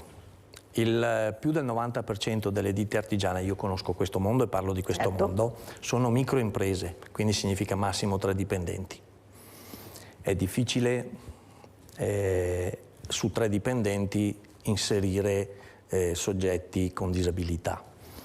È anche vero, e questo è un dato di fatto, che non c'è mai stata una sensibilità verso questo mondo. Ed è vero che nel momento in cui, torniamo ai discorsi che facevamo prima di andare in onda, se 3 piccole imprese si mettono insieme e diventano 9, ecco che allora gli spazi aumentano e allora c'è lo spazio anche per essere più inclusivi anche da questo punto di vista. Io non vedo Marco come un disabile, ritengo disabile chi purtroppo ha problemi cerebrali, nel senso che non è in grado di sviluppare un pensiero, e quello è giusto che abbia un modo, una modalità estensa. Le persone che hanno disabilità manuali, disabilità fisiche, in realtà sono persone che hanno un qualcosa in meno, ma che sono magari sviluppati dal punto di vista del cervello. Come li chiamo io, diversamente agili, però sono a posto. Quello che fa la tecnologia oggi è compensare la mia mancata, diciamo, abilità manuale attraverso strumenti che mi aiutano a fare questo. Quindi non trovo, concordo con Marco, io ho trovato nel mio percorso ingegneri coi contro che magari in sedia a rotelle. Certo. Ho trovato gente che gestisce realtà importanti che magari ha perso un braccio. Non credo sia questo il problema. Il problema è un po' allora, far crescere la dimensione dell'artigiano, perché l'artigiano deve capire che piccolo è stato bello e importante finora, oggi magari è più faticoso rispetto ai tempi che troviamo. Quindi le reti di impresa, a mio avviso, vanno incentivate, le modalità per mettersi assieme, e ci sono esperimenti anche qui in Treviso, nati ultimamente, che mettono insieme artigiani, e quando tu ti metti insieme condividi spazi allarghi orizzonti e allora hai spazio per tutti, non solo per l'amico Marco o chi che è come lui. Vede, Presidente Romanello, noi parliamo sempre a volte del profondo sud. Io invece parlo sempre del profondo nord, perché ci sarà il profondo sud, ma c'è anche un profondo nord, fatto di campanili, di mi non vo combatta, le cose non mi interessano perché non mi toccano, però nel momento che toccano, allora qualcuno comincia a capire che forse è ora di aprire le finestre e far entrare aria nuova, perché come ha detto lei, solo facendo squadra e facendo sinergia si riuscirà ad arrivare ad aiutare anche queste realtà. L'ha detto lui, siamo invisibili, ma siamo persone, siamo capaci di lavorare 7-8 ore normalmente. Dateci una toilette, ci serve quella. Lei dice in 3 non riescono a farla, però magari in casa hanno 3 bagni. Uno per la figlia, uno per la moglie e uno per loro. Caro Romanello, è inutile che ce la giriamo. Parlavo del capannone. Appunto, allora nel capannone tu sai che se hai il capannone ti fai anche il bagno, perché può capitare che anche tu stesso abbia un incidente e non puoi più lavorare come prima, Romanello. Non è che è il dipendente, anche per te è una prevenzione. Visto che si parla sempre di prevenzione, allora cerchiamo di capire che se sono anche giovane, ho un'attività, ma può succedere di tutto nella vita, prevengo e metto anche, e che non costano follie poi oltretutto. C'è un costo, ma un costo che puoi anche scaricare poi, non è che sia un costo che non puoi scaricare. E dare la possibilità, mi fa veramente piacere di averla ospite questa mattina con Marco, a questi ragazzi che già la vita li ha provati, che non se la sono cercata, purtroppo è successo, di dare la possibilità di sentirsi normali, di sentirsi sereni. Cosa dici, Marco? No, è vero questa cosa qui. Noi siamo persone normali, operai normali, quel che serve. Noi siamo persone come gli altri. Purtroppo abbiamo qualche attacco di salute, però io vivo la vita normale, anzi dopo la malattia io la vivo meglio di prima, perché prima si andava in discoteca, si andava al mare, si andava di qua. Adesso certe cose non le possiamo più fare, però quel poco che noi viviamo bene lo apprezziamo molto di più perché sappiamo che il valore della vita è grandissimo. Esempio, a quanti anni hai avuto questo problema, Marco? Allora, a 20 anni, sono già 25 anni, 24 anni che combatto per questa malattia degenerativa. Oltre a quello, a ottobre ho fatto un coma diabetico perché non sapevo di avere diabete. E lì me la sono proprio vista brutta perché non poter muovere le mani, le braccia. Per me era un problema con tutto.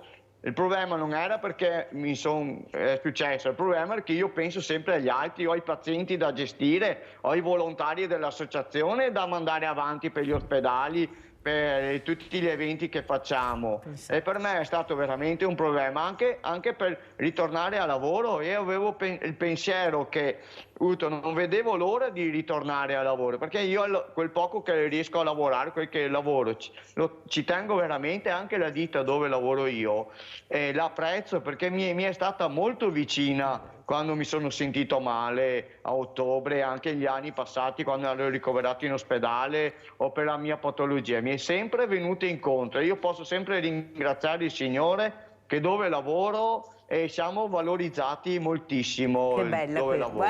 Guarda Marco, veramente, dopo tanti messaggi negativi, sempre che si vede brutto, nero, si spara a zero, pensate, questo uomo, questo ragazzo che è diventato uomo con questo problema, cosa ci sta raccontando? Non è tutto nero, ci sono delle brave aziende, delle ottime persone. Ecco, come commentiamo, Romanello? Che il capitale umano è il capitale più importante. Sì. Non c'è la tecnologia è uno strumento, ma uno strumento è una sveglia, uno strumento è una forbice, uno strumento è un software. Deve esserci chi sa adoperarlo, però. Se trovo chi sa adoperarlo, allora chi è che diciamo, valorizza lo strumento? Colui che lo adopera, quindi il capitale umano. Pensavo a un progetto che è ancora embrionale dentro Confartigianato, perché io faccio parte del gruppo Casa, certo. No? Il gruppo che è l'edilizia e tutti gli assessori degli impianti, e stiamo pensando non solo al costruire, Ti faccio un esempio, Mirella. Io sono stato colpito perché sono andato a fare una manutenzione in un appartamento di una signora di una certa età che aveva un deambulatore. 4 piani, quando arrivo vedo tutte le impalcature perché stanno facendo capotto 110 e salgo tutti gli scalini e vado sopra da questa signora, il quale mi apre gentilissima, gli sistema il problema e poi faccio 2 chiacchiere e dico, beh signora, stanno valorizzando il suo condominio, stanno facendo il tetto nuovo, le stanno mettendo il cappotto, e lei sì fa, sì, stanno facendo più bella la gabbia. E come la gabbia? Sì, io non posso scendere e salire le scale e il montacarichi o l'ascensore qui non si può fare. E allora forse bisogna che cambiamo anche l'ottica del costruire, perché al di là di chi ha problemi veri, c'è un problema enorme in Italia che tra qualche anno qui chi ha più di 65 anni, e io non sono molto lontano da lì, sarà di più di quelli che hanno 15 anni. Allora costruire salvaguardando l'efficientamento energetico fondamentale, ma necessario. anche la sicurezza. Ma sicurezza, ma anche il bello e la comodità. Certo. Se faccio una casa perché non posso pensare una casa o un gruppo di case per persone ultra 65 anni dove in comune ci sia per esempio una sala TV e una cucina.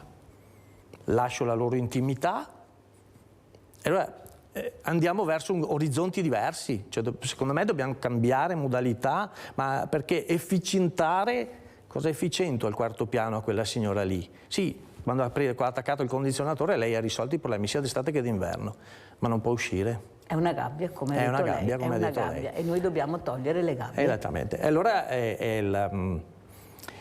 cioè, questo approccio a volte viene più da chi è fuori dal mondo tecnico che non da chi è dentro, quindi siamo tutti chiamati a dare un contributo a livello di idee, per passare dal costruire 4.0 al costruire bello e basta, che poi diventa efficiente di suo perché tanto queste sono le tecnologie che abbiamo a disposizione, però bisogna che pensiamo a chi va data la casa e a che servizi dobbiamo avere, che servizi pensiamo di dare. Se pensiamo di costruire solo per consumare terreno, per far ingrassare, scusi il termine, alcuni personaggi che poi fanno le case a un botto di soldi che non le compra nessuno, allora forse quella non è la strada giusta. Però, Presidente Romanello, è anche vero che sembrava che con questo bonus, con questo 110, soprattutto l'edilizia si mettesse in moto, e in effetti noi vediamo tanti cappotti in giro, bisogna dire la verità, su palazzi veramente decadenti, poi non si sa come andrà a finire, se i lavori finiranno, però la copertura c'è. Ecco, dal suo punto di vista, com'è andata e dov'è che c'è stato l'inghippo? Queste ditte che dalla sera alla mattina aprivano questa partita IVA, che non sapevi neanche chi fossero. Lei sorride e mi viene da piangere a pensare quanta gente ci credeva, perché come ho detto prima siamo in buona fede, ci fidiamo, è una ditta, vuol dire che sa lavorare, che sa fare questo, e invece veramente sono scappate, non si sa neanche chi siano, però è stato facile aprire la partita. Non la trova che sta burocrazia dove si vuole è un macigno e dove invece non si vuole diventa molto leggero, diventa rock come piace alla Mirella. Cosa faccio domani? Divento costruttore. Ecco, mi apro una... Può farlo. La normativa le permette di farlo. Bravissimo. Io sono un impiantista elettronico, per aprire un'attività in proprio devo avere o una laurea o un diploma, almeno 2 anni. Cioè ho un regolamento che si chiama DM37 che regolamenta la mia professione, la regolamenta in tutti i mestieri che si occupano di impianti, non è valida per gli edili. E come dice lei, domani mattina vado lì, apro e chiudo. Sul 110, se c'è la domanda di riserva avrei piacere. No, allora le rispondo. Allora, innanzitutto non posso scendere in campo con un regolamento e cambiarlo durante la partita. Il 110 ha cambiato 22 volte, mi pare, la normativa. Provi a pensare chi era all'interno del 110, ogni giorno ci metteva più tempo a leggere quello che stava cambiando, perché poi ci rimetti di persona. Poi, se posso esprimere, questo è un parere mio personale, se tu inneschi un meccanismo che genera un volano di lavoro molto alto in poco tempo, automaticamente crei un cono di bottiglia. E guarda caso venendo da un momento in cui materiali ce n'erano pochi che costavano tanto, i soldi andavano su, quindi si sono create delle condizioni. Se il 110 fosse stato più diluito nel tempo, probabilmente avremmo avuto modo di lavorare tutti quelli seri. Quelli seri? Quelli seri. Ha puntualizzato, E perché poi quelli non seri creano problemi prima di tutto al cittadino, a noi che siamo seri e allo Stato che ci rimette e si trova con le truffe. Ecco, io qui faccio una critica velata, ma no, è una critica, tolga il velato, allo Stato. Lo Stato non si assume una delle, secondo me, delle funzioni più importanti, che è quella di controllo. Tu Stato non puoi andare a raccogliere i cocci dopo che qualcuno è passato e ha fatto danni. Devi un po' prevenire, devi controllare.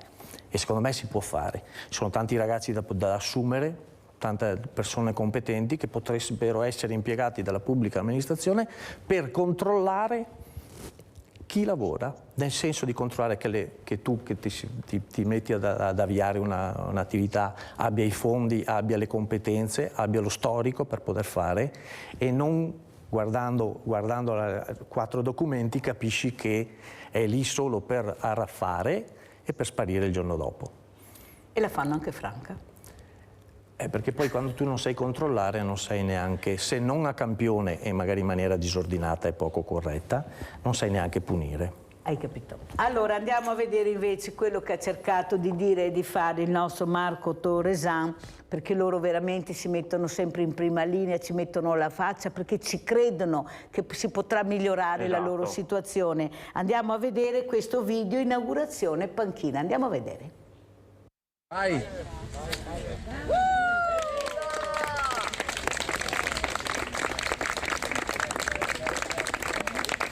Ecco, allora, questa dedicata alla campagna di sensibilizzazione sulla prevenzione dell'incontinenza. L'incontinenza si può prevenire, migliorare o curare con un supporto di medici e personale sanitario specializzato. Le associazioni di volontariato regionale possono esserti di aiuto. Cerca la struttura più vicina a te, scansiona il QR code per consultare la pagina Facebook dell'associazione regionale AISVE o chiama il numero dell'associazione.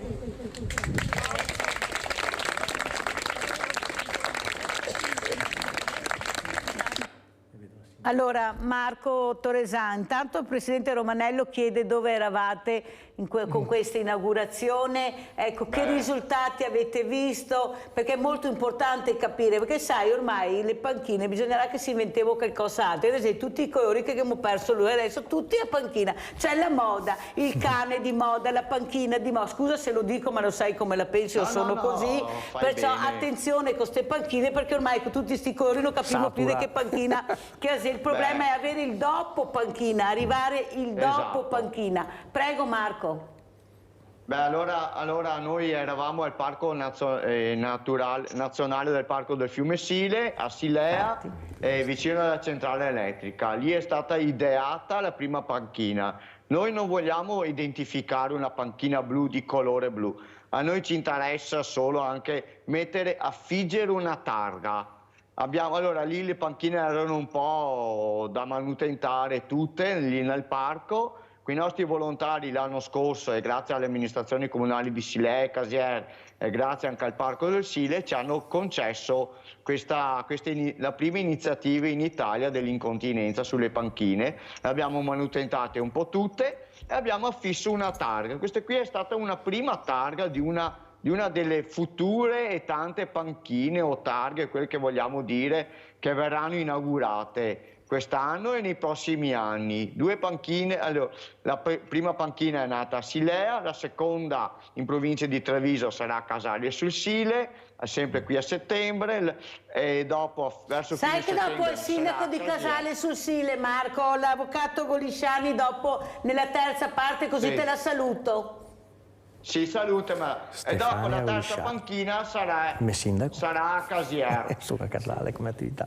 Sarà a Casier, sempre nel Parco del Sile. Altre 2 panchine proprio volute, e siamo stati anche onorati di questa cosa, che l'azienda ospedaliera di Padova ha concesso e anche interamente finanziato questo progetto di 2 panchine sull'incontinenza, su 2 reparti di alta specializzazione, uno al Sant'Antonio di Padova e uno al monoblocco di Padova, che guardano veramente dove sono i poliambulatori della cura e della prevenzione dell'incontinenza. Noi stiamo ben felici di questa cosa, però la panchina non basta, ci vogliono anche i decreti leggi, i protocolli sanitari, i presidi adeguati, non di scarsa qualità come tante istituzioni ce lo vogliono imporre per i troppi costi elevati. Noi siamo persone umane, vogliamo che i presidi, i farmaci, quel che abbiamo bisogno siano adeguati per la nostra vita in autonomia, perché noi vogliamo vivere, uscire di casa, andare a lavoro, andare al bar, andare in discoteca, andare al mare, in montagna, dove vanno tutti gli altri. Noi dobbiamo avere i presidi di qualità e muoverci come gli altri, non vogliamo restare chiusi in casa, abbandonati a noi stessi con 1000 pensieri. Allora la panchina è stata ideata anche per quello, non in centro città, ma nel Parco Naturale del Sile, perché camminando tra il verde che c'è e l'acqua, tanti brutti pensieri vengono eliminati. Dopo c'è il cimitero di Burci, allora vedi un paesaggio bello, non contaminato dall'uomo, e te cammini e non pensi più alla malattia che hai o al problema che hai o ai pensieri della famiglia, del lavoro, dei soldi che non bastano per curarti. Allora questa panchina è un simbolo di socializzazione anche per noi o per tutti gli altri che verranno nei prossimi eventi. Perché abbiamo chiamato anche un gruppo particolare di disabili? Perché loro la vivono ancora peggio di noi, questa vita che siamo inclusivi, di abbandono. Allora loro devono inaugurare tutte le panchine dell'incontinenza, perché anche loro hanno il problema dell'incontinenza, solo che a volte non riescono a dirlo con le sue parole, c'è la famiglia dietro, e questo qui è un problema anche per noi, perché ogni volta che vai lì a trattare con l'urologo, col chirurgo, e 2 o 3 presidi, no te ne vogliono 5, no te ne vogliono 6, no te ne vogliono 7, ogni volta è una guerra coi numeri e coi costi. Adesso nel 2023 ci sono tecnologie nuove, ci sono cose nuove, allora è giusto che anche noi o chi dopo di noi deve vivere bene il suo problema di salute. È quello che noi vogliamo e lo diciamo a 360 gradi al giorno, tra la regione, province, comuni, Stato, quel che serve. Noi vogliamo essere come gli altri e inclusivi, autonomi al 100%, anche se abbiamo 4 sedie, anche se siamo in 4 ruote, 2 ruote, quel che serve. Noi vogliamo vivere bene e dobbiamo riuscirci a farlo, anche con 1000 pensieri che abbiamo per la testa o avere il pannolone dietro. Se sappiamo da pipì, chi se ne frega? Chi è vicino a noi deve accettare come siamo, anche se sappiamo da pipì o da altri odori, non me ne frega niente. Grazie Marco per avere il coraggio anche di parlare apertamente, di dire nome per nome. Un vecchio capo dove lavoravo su un'altra azienda che non accettava il mio problema di salute, gli ho tirato il pannolone dietro perché ormai ero talmente stanco, già la situazione di salute era pessima perché non sapevi cosa avevi. Perdere il lavoro all'epoca, io ho detto vaffanculo, gli ho tirato, scusatemi le parole. Che lavoro facevi Marco? Che lavoro facevi? Io facevo metalmeccanico una volta. Allora grazie Marco, allora andiamo a vedere, perché il tempo purtroppo vola, è tiranno, ma riusciamo a parlare anche di questo sciopero. Andiamo a Belluno sulle morti sul lavoro, andiamo a vedere.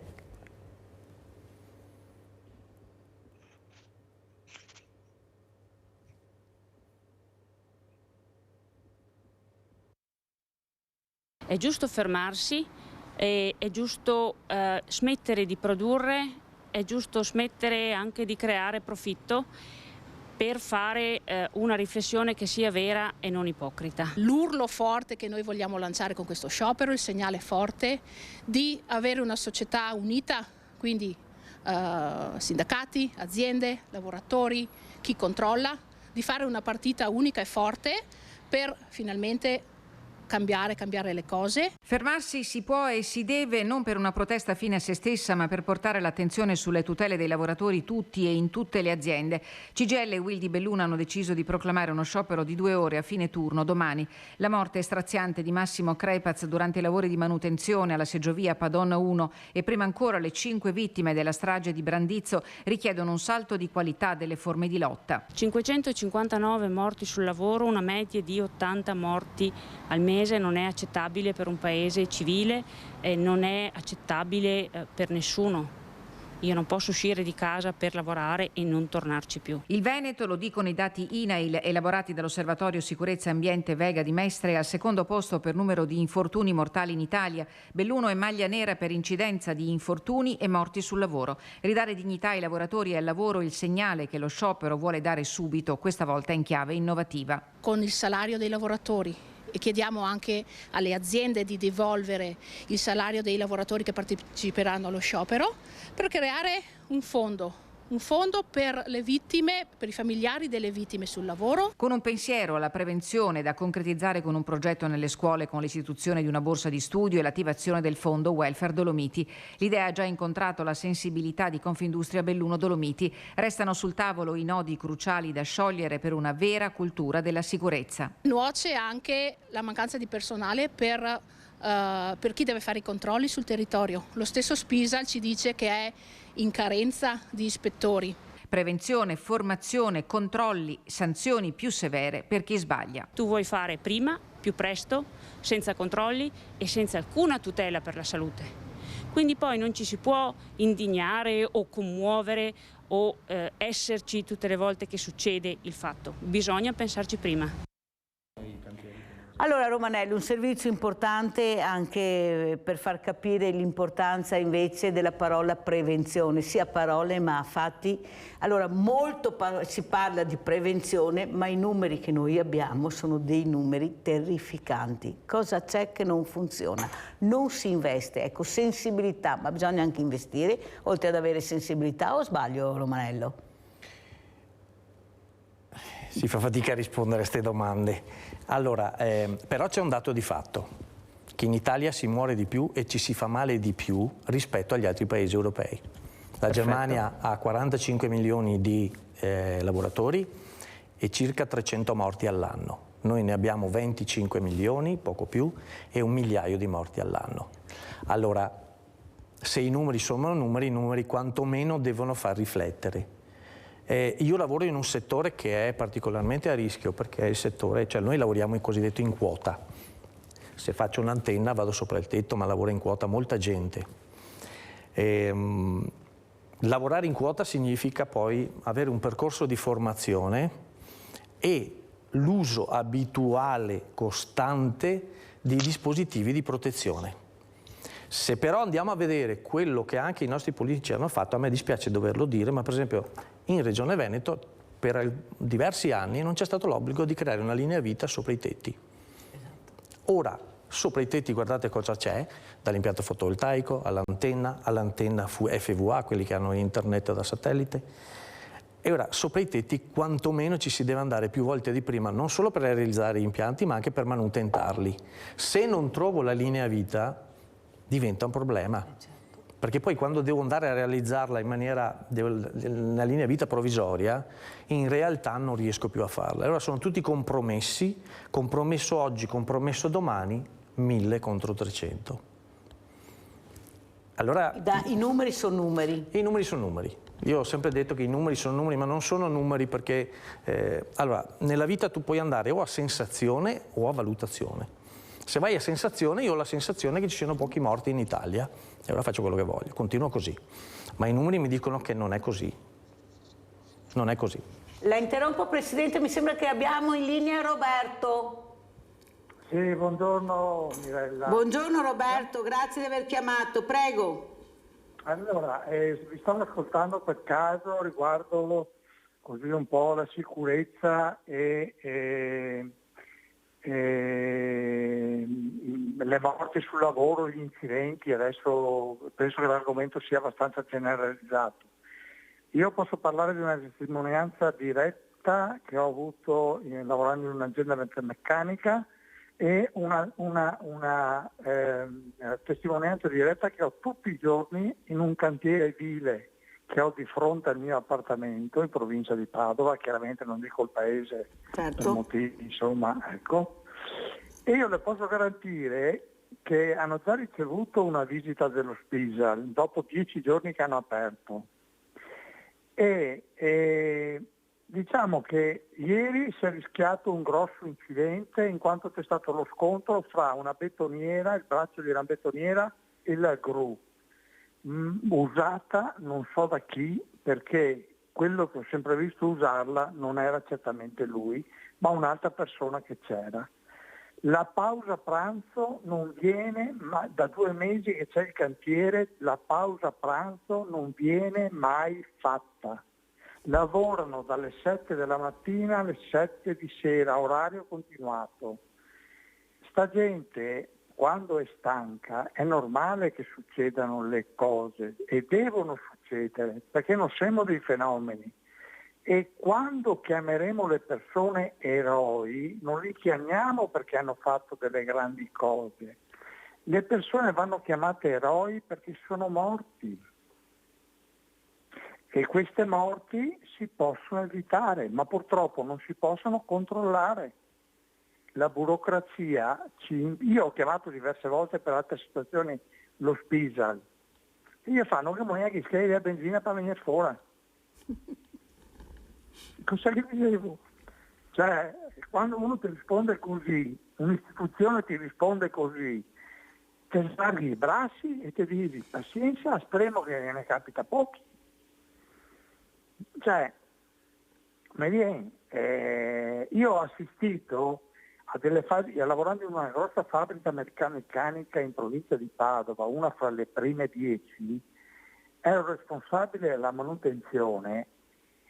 Se dicessi solo un decimo di quello che ho visto, dei sotterfugi che venivano fatti, il rischio di morte che era tutti i giorni.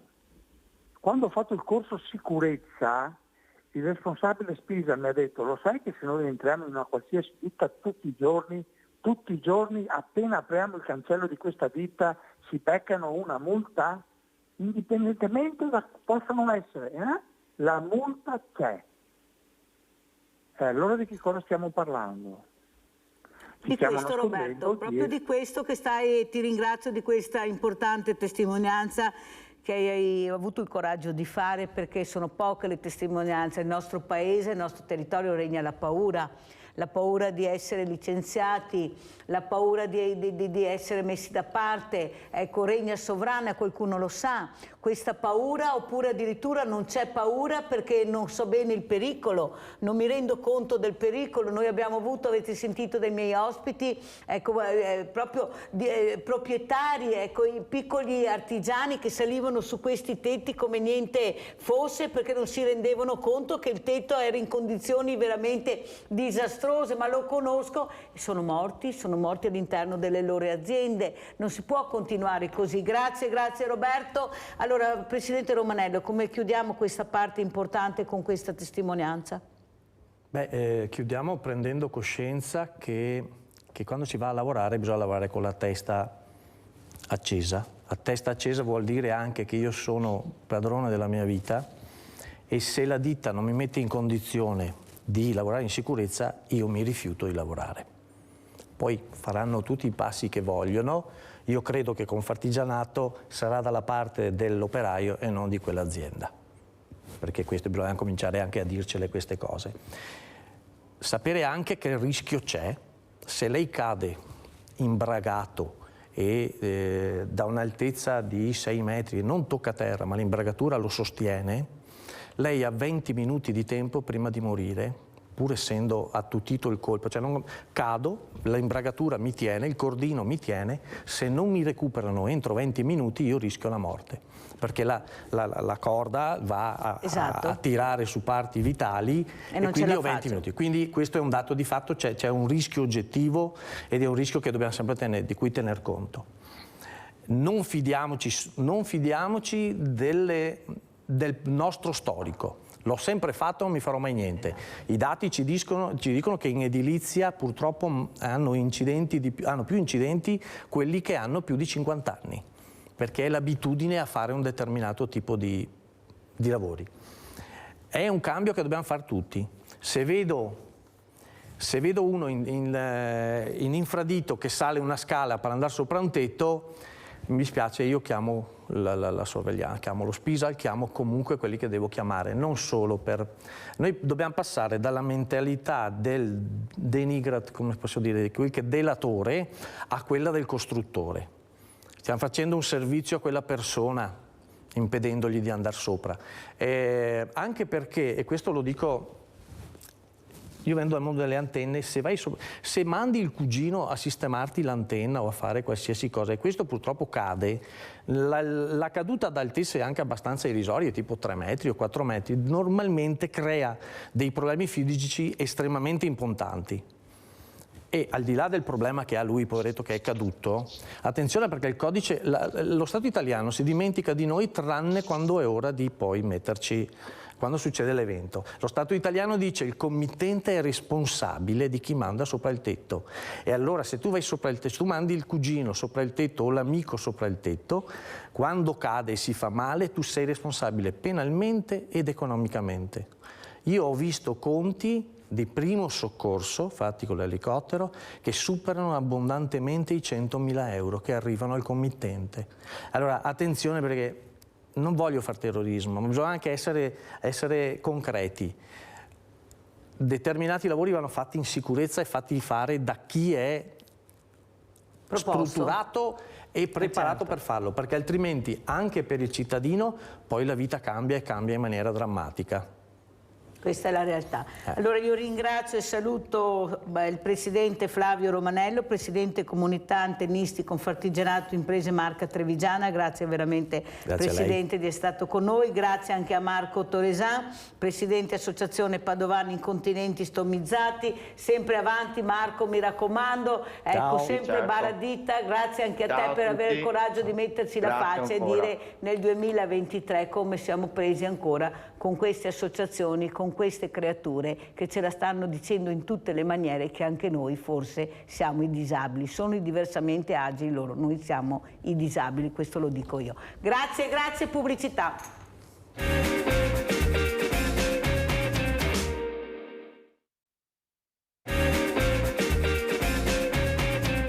Vi presento altre 2 gradite ospiti, 2 donne. Abbiamo in presenza l'avvocato Stefania Golisciani, sindaco di Casale sul Sile, primo mandato civica. Grazie. Grazie a te Mirella, buongiorno sindaco, di essere qui. Abbiamo Gigliola Scatolin, coordinatrice residenze anziani città di Treviso, collegata con noi. Buongiorno Scatolin, grazie anche a lei.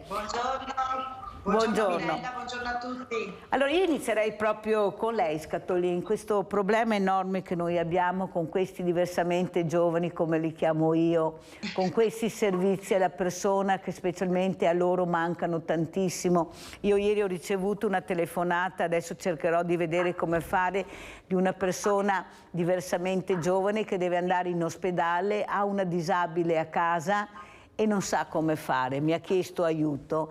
Allora io mi domando se forse non sarebbe il caso di riuscire ad arrivare a queste persone, visto che hanno un nome, un cognome, un indirizzo.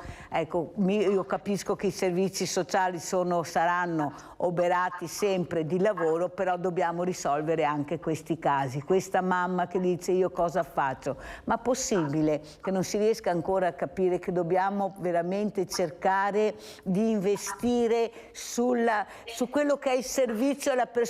Cosa ci racconta? Voi state facendo del vostro meglio. Prego, Scatolin. Noi stiamo facendo, grazie Mirella, del nostro meglio, è vero, in una situazione difficile generale. Diciamo che io vedo molte famiglie che arrivano da noi con anziani che hanno avuto problemi per molto tempo a casa e che arrivano davvero affaticati. Molte volte ci chiediamo, è più impegnativo seguire, ci diciamo, è più impegnativo seguire i familiari, che poveretti sono veramente stressati e poi soffrono perché hanno i sensi di colpa, per portarli qui e noi così a rasserenarli, a spiegare che comunque è la scelta migliore ad un certo punto della vita. Poi noi, sai, conosci bene ISRA, abbiamo anche tutto un servizio territoriale per molte persone, certo non si riesce ad arrivare a tutti. Purtroppo forse rispetto al passato le persone hanno ritmi di vita molto veloci, i lavori sono impegnativi, i figli faticano o abitano lontani e manca anche una rete di prossimità. Ci sono molti volontari per fortuna, però anche questi sembrano non bastare, di fatto sembrano non bastare. I servizi sociali hanno bisogno in realtà di essere sostenuti, perché poi ci sono anche molte brave persone, ma le risorse sono sempre scarse, Mirella, purtroppo sono scarse. Quando si parla di anziani, le persone fragili forse non le attirano molto, no? Ma insomma, comunque io credo che a Treviso una certa sensibilità generale c'è. Sono molti gli anziani e c'è ancora molto da fare. Ma certo, c'è una popolazione che sta invecchiando, ne parlavamo anche prima, è inutile che, non è che non si trovano i giovani, non ci sono, no, non si trovano, non ci sono, questa è la realtà. Allora, Avvocato Golisciani, lei come sindaco è un punto di riferimento anche per le persone, perché siete l'unico, io lo dico sempre tutte le mattine, da anni ormai, ma anche voi la coperta è diventata, qualcuno ha detto non è una coperta, Mirella, è un fazzoletto ormai, un fazzolettino, prego. No, noi per fortuna, come era stato anche detto, possiamo contare anche su una rete di volontariato, abbiamo delle associazioni di volontariato che in questo senso, soprattutto nel discorso di dare una mano agli anziani, danno tantissimo aiuto anche al Comune. Il Comune fa quello che può. Ora fortunatamente siamo riusciti ad assumere un altro assistente sociale, quindi buona potenziare, proprio perché come dicevi tu, anche secondo me i servizi alla persona sono cruciali all'interno di un Comune. È ovvio che quando tu vai a potenziare determinati servizi che riguardano le fasce più deboli non è così eclatante come costruire qualcosa. Allora un sindaco, se costruisci qualcosa, allora resti, se invece potenzi quelli che sono i servizi della persona, le persone non stai facendo nulla, non lo vedono. Però io continuo su questa strada perché, come hai giustamente posto in luce anche tu, è la persona il fulcro di qualsiasi politica. Allora, noi abbiamo avuto prima ospite Marco Toresan, ecco che la prego anche di salutarlo, sì, perché ecco, l'ha ringraziata perché lo sta supportando in questa battaglia che stanno cercando per vincere una guerra che dura da anni, queste persone che vengono relegate proprio quasi nascoste, ha detto noi siamo degli invisibili anche sul lavoro, una fatica enorme. Ecco, ci vuole anche una certa sensibilità. Prima ho sentito che gli industriali hanno dimostrato sensibilità, sì, molti alla sensibilità, bisogna anche investire, perché con la sensibilità ho capito io, ma non si fa mica, non si fanno tanti passi avanti. Quello che però lo facevano i vecchi industriali di una volta, i capitani di industria, con la quinta elementare hanno aperto delle attività che sono diventate famose nel mondo e la prima cosa che facevano le case per gli operai.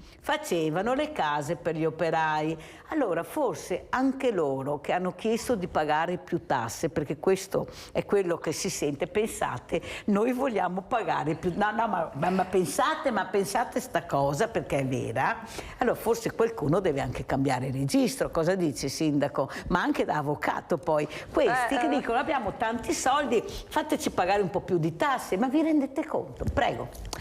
Sì, la tassazione è sempre un tema un po' delicato da affrontare, perché spesso poi le buone intenzioni si scontrano poi con la realtà di fatto quando uno poi va a fare dei conti. Cioè tutti abbiamo buone intenzioni, credo che tutti vogliano appunto garantire quelle che sono il welfare a tutto il territorio. Non ci sono soggetti che fanno industria sul territorio che non hanno a cuore la loro comunità, il loro territorio, solo che poi quando ti scontri con la realtà di questa realtà di oggi, con il mercato che vede i prezzi aumentati, è ovvio che ognuno tende un po' a stringersi nel proprio orticello. E sì, è una mentalità che bisogna riprendere, quella del passato. È anche vero che il mercato è tanto cambiato dall'epoca.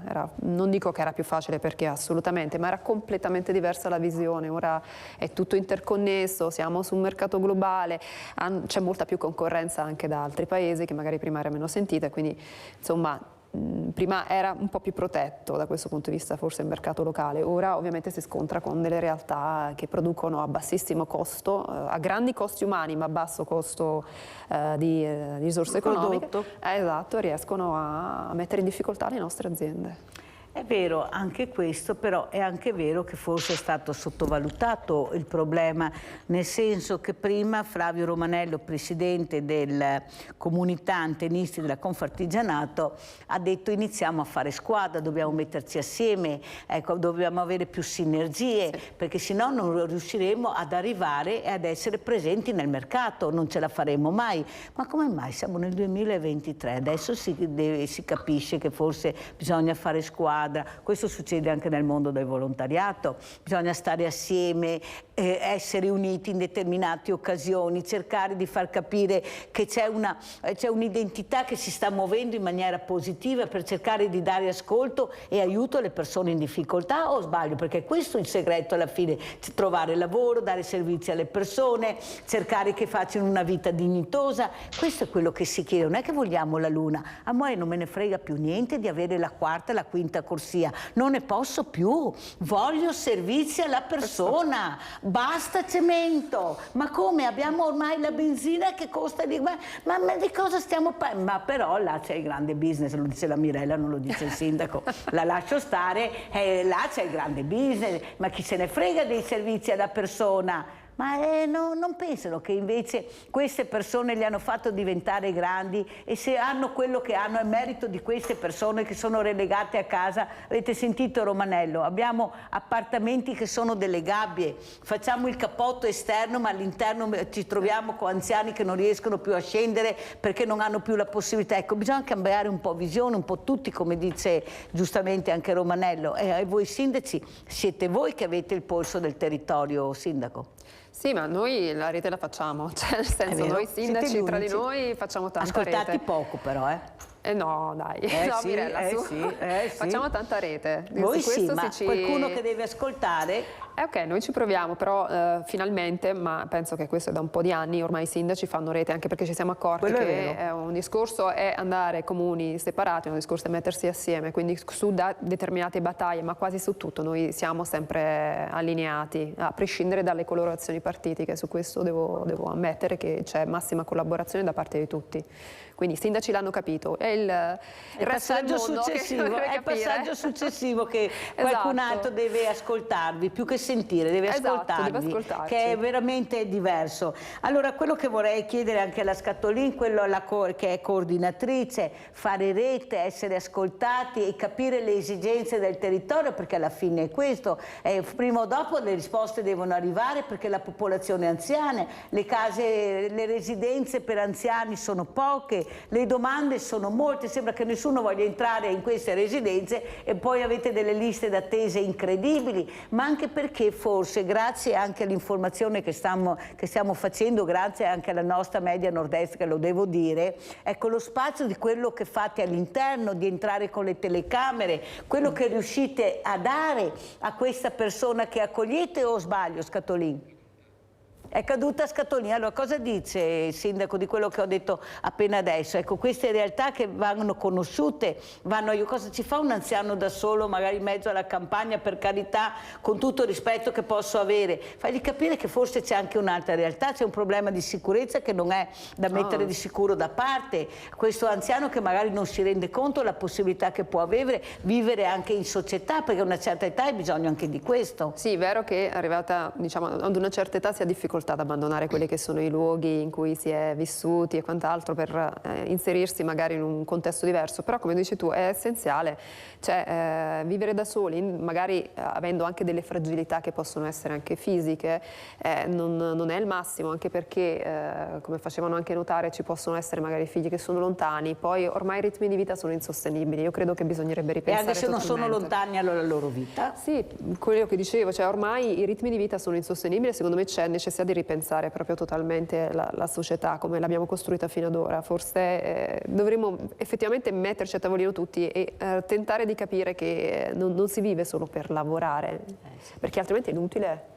Non ha alcun senso quello dove stiamo andando, non ha alcun senso secondo me. Anche perché al momento lavori tanto ma alla fine ti trovi con un pugno di mosche in mano. Non è che lavori tanto e hai questi... E hai questo, cioè, ma poi anche se non hai nemmeno il tempo di spenderli, quindi di che ma stiamo proprio parlando? non li hanno, glielo posso assicurare. A parte non questo, averli, ma non si ha neanche il tempo. Fa molto pensare. Allora, noi abbiamo sentito anche questa disgrazia, perché sono disgrazie per i sindaci, perché devono riprendere tutto il lavoro, questa distruzione degli autovelox, questo rubare, ecco il sindaco ne sa qualcosa, anche per questo, perché vogliamo dare anche un messaggio a quelle persone che non riescono a capire il danno che stanno creando, specialmente poi i sindaci già con un fazzoletto, non più con la coperta. Ecco, pensate, ecco, cosa ci vuole dire? Secondo lei che strada intraprenderà? Allora, secondo me quest'estate, ma è un po' di tempo che si è alzata anche un po' una battaglia strumentale su questo discorso dei velox. Come io ho detto, il velox non è la soluzione ottimale, ma l'ho sempre detto, però bisogna andare a vedere caso per caso, non tutti i casi sono uguali. Ci sono dei casi in cui è opportuno metterlo, altri casi in cui invece non è opportuno. Quello che volevo appunto sottolineare è che il velox noi l'abbiamo messo sulla base anche di dati che sono arrivati come rilievi e quant'altro, rilievi della velocità, i passaggi e quant'altro, e anche dove era posizionato c'era una problematica di utenza debole.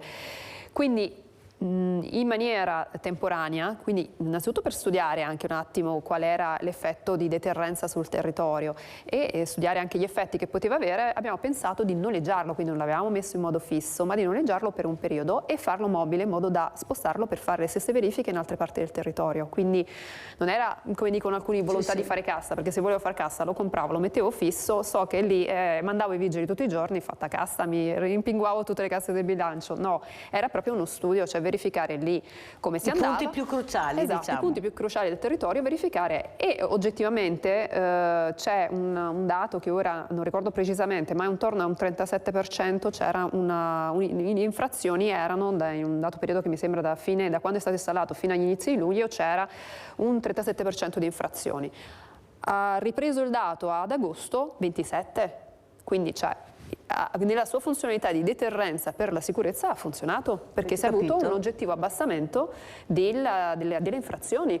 È ovvio che questo ha portato con sé anche delle multe, perché ovviamente chi voleva correre ha continuato a correre. Noi l'abbiamo segnalato prima che fosse messo sul sito del comune e anche appunto sul Facebook istituzionale, perché ormai tutti vanno su Facebook.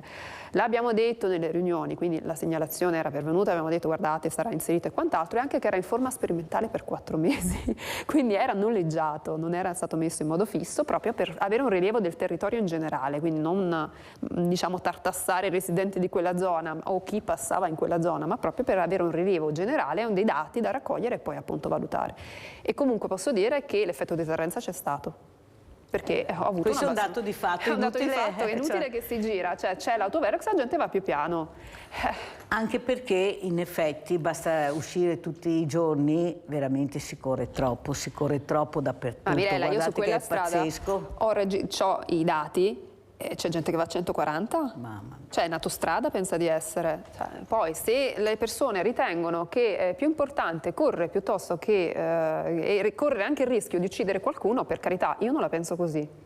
No, ma fa benissimo anche a dirlo, perché qualcuno deve capire che non è che avete messo questi strumenti di nuova generazione, chiamiamoli così, per divertirvi o per fare cassa.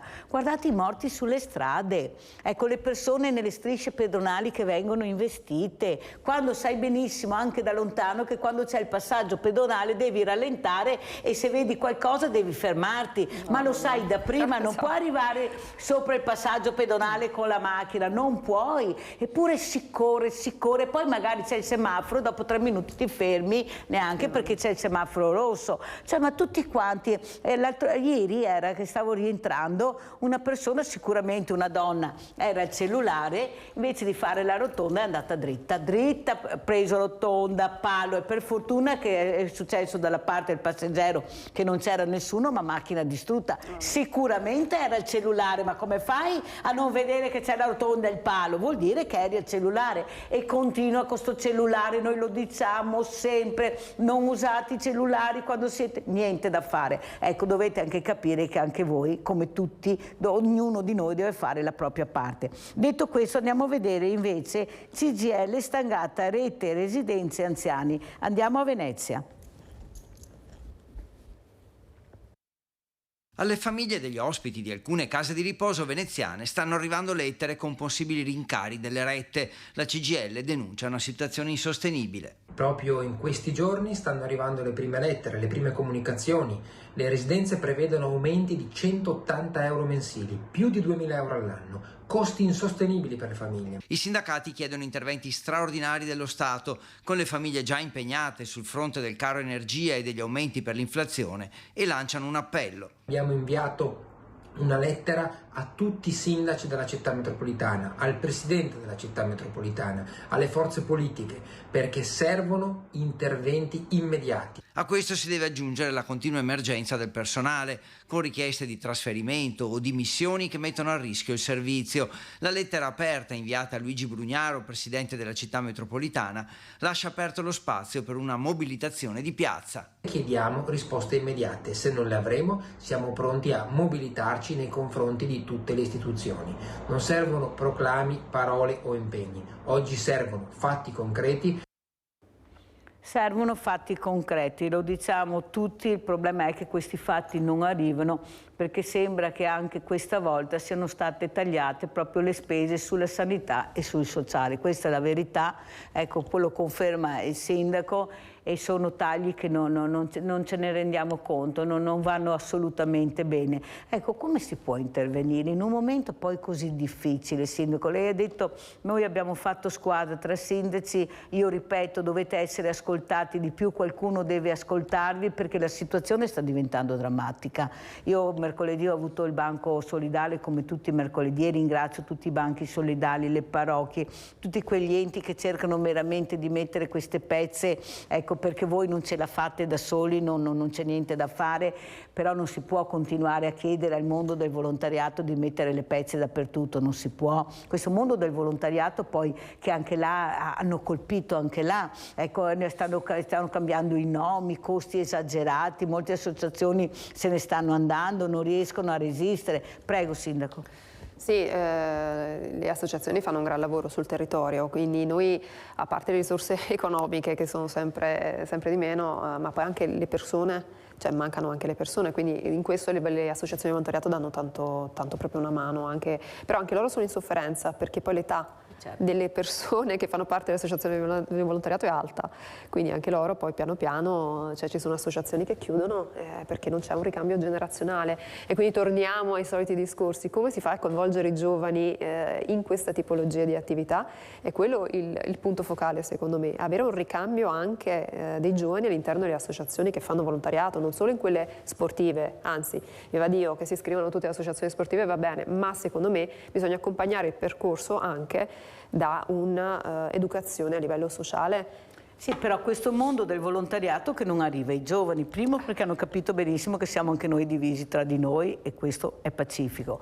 Secondo che loro danno dei messaggi, ad esempio nel mondo degli animali, nel mondo dell'ambiente, loro ci sono sempre e con quanta determinazione e passione quando ci sono queste giornate loro ci sono, partecipano, perché li vediamo nella raccolta differenziata, perciò vuol dire pulizia dell'ambiente, la sanno fare benissimo, grazie anche alla scuola, agli insegnanti che dobbiamo ringraziare veramente, ecco, nel mondo degli animali, ecco, perché si fidano di più, si fidano di queste cose, allora dobbiamo concentrarci e capire come mai il nostro messaggio non passa, prima perché non ci conoscono, siamo 6.700, arriviamo a 7.000 associazioni di volontariato, siamo dei fiori all'occhiello, però siamo talmente divisi che come non ci fossimo, molti si riuniscono, ieri ho avuto le pari opportunità di Oderzo, che faranno anche loro una manifestazione molto importante, e anche loro hanno detto che purtroppo siamo divisi, sono i campanili, io faccio meglio. Ma l'abbiamo sentito anche l'altro giorno che ci siamo riuniti per fare un evento molto importante all'ippodromo, proprio per fare sinergia, farci conoscere, cercare di avere questi ragazzi come volontari non solo sportivi ma anche come associazionismo, perché veramente abbiamo bisogno, dobbiamo essere uniti. Non è che si viene a criticare l'evento che fa il sindaco nel paese, nella città, è che per una volta dobbiamo essere uniti, dobbiamo far capire l'importanza dell'unità dell'associazionismo e dei sindaci, perché molti non lo sanno che siete uniti, che state cercando di combattere tutti assieme. È molto importante lanciare questi messaggi. Prego, sindaco. Sì, no, credo che ormai il discorso che i sindaci si muovono in rete sta venendo lentamente fuori, cioè, è da un po', dispiace che sia così lento ad essere comunicato, però credo che sia sotto gli occhi di tutti ormai che ci sia un'armonia in questo senso, perché ci si è accorti che il territorio ha bisogno di per dare delle risposte concrete al territorio c'è bisogno di un'unione su determinati temi. Ovvio, altri temi rimarranno, insomma. Ad esempio, sindaco, l'ultima riunione che avete fatto proprio come ANCI, cosa avete discusso? Cos'è il tema che vi preoccupa di più? Beh, in realtà proprio su questo ora noi a Casale stavamo un attimo pensando di puntare su un tema a cui richiamare l'attenzione di tutti i comuni, che è quello della natalità. Lo so che non risolviamo nulla, cioè nel senso che anche parlando nascono più bambini, però vorremmo porre l'attenzione proprio della politica in generale, di tutti i comuni, e quindi forse partire da questo piccolo per avere un po' una cassa di risonanza, perché secondo me quello è il problema degli anni futuri, cioè quello è il tipico problema che viene sottovalutato e poi ce lo ritroviamo tra qualche anno, secondo me tra 10 anni, e non sappiamo più cosa fare, e sarà troppo tardi poi porsi il problema tra 10 anni. Quindi cominciamo, c'è qualcuno che già in maniera molto visionaria, cioè in maniera molto prudente già ha posto l'attenzione, però secondo me non basta, cioè bisogna far capire che il problema della natalità è un problema oggettivo, perché sulla natalità, sui numeri che sembrano, a parte il discorso sociale che vengono a mancare i bambini, ma è anche un discorso economico. Diventa un grande problema economico, perché su quei numeri, con quell'abbassamento di quei numeri, il sistema potrebbe avere un grosso problema di tenuta. Però, sindaco, io lo dico molto, sono un po' perplessa su questa denatalità e mi spiego. Non è che forse questi ragazzi che a 30 anni sono ancora in casa con mamma, papino, si sono un po' adagiati, e metter su famiglia vuol dire impegno, sacrificio, rinunciare a tante cose. Questi ragazzi, non tutti per fortuna, ma molti, che non riescono a capire invece l'importanza della famiglia, dei valori, perché è un impegno. Quando ti nasce un figlio è un impegno. Secondo me è vero che non ci sono soldi, però io ho un banco solidale, vedo che proprio dove ce ne sono pochi nascono più figli. Non so come funziona questo, cioè dove non ci sono soldi sono incinta, dove ce ne sono tanti non riescono a rimanere incinta. C'è qualcosa che non mi torna, forse un po' troppo viziati, direi che forse dobbiamo anche capire che dobbiamo cercare di liberare questi ragazzi quando hanno 17-18 anni, iniziare a far capire che forse devono anche uscire un po' di più di casa, non sempre mammina, pappino, la paghetta, perché guardate che qua funziona ancora così, cioè c'è una parte di realtà che voi non conoscete ma che io conosco benissimo, tanto arriva la paghetta, basta vedere nella Movida ci vogliono soldi per andarci, guardate un aperitivo costa qua 5 euro, che tutto vada bene. Allora forse anche qua abbiamo investito poco su questo? Ma è difficile, perché ci sono tutta una serie di concause secondo me che hanno portato a questa situazione. Sicuramente l'instabilità a livello economico non aiuta una coppia a decidere di far figli, su questo uno vorrebbe avere la situazione ideale, forse come dici tu, sarebbe il caso ogni tanto di lanciare un po' il cuore oltre l'ostacolo, anche perché aspettando la stabilità forse si allungano i tempi. La donna sappiamo che ha un ciclo, lo dico io di persona che il primo figlio l'ha avuto a 45 anni, quindi ovviamente poi dopo diventa... E anche ha pensato prima, nonostante magari avesse... Diventa complicato dopo, quindi magari il sogno che uno aspetta per una questione economica, però magari ce l'ha come sogno, poi dopo diventa complicato. Quindi sì, forse effettivamente bisogna anche cercare ogni tanto di capire che non tutti i tasselli devono essere in ordine per costruirsi un nido e una famiglia, qualcosa lo si può aggiustare anche in itinere, invece magari uno vuole la condizione ottimale per accogliere il figlio al meglio. Questa può essere una cosa, ma effettivamente poi l'età delle donne è anche un po' aumentata perché studiano di più, quindi ci sta magari anche il fatto che si comincia a pensare di avere un figlio più tardi, magari dai 30 in poi. E quindi... Prima mi laureo magari e poi Esatto. decido cosa fare della mia vita. Ma parlo per me, oggettivamente l'ho fatto anche io e quindi poi quindi io parlo della mia situazione, tante altre donne, mi permetto di parlare di tante altre donne che magari hanno fatto scelte diverse, però anche io ho fatto questo ragionamento, mi laureo, finisco e poi dopo. Però questo sposta in avanti i tempi e ovviamente poi non è che arrivano subito, non sono a comando. Allora, Sindaco, noi veramente martedì scorso di Podon Treviso eravamo tanti sindaci, abbiamo parlato del problema di questi ragazzini, di questi baby gang.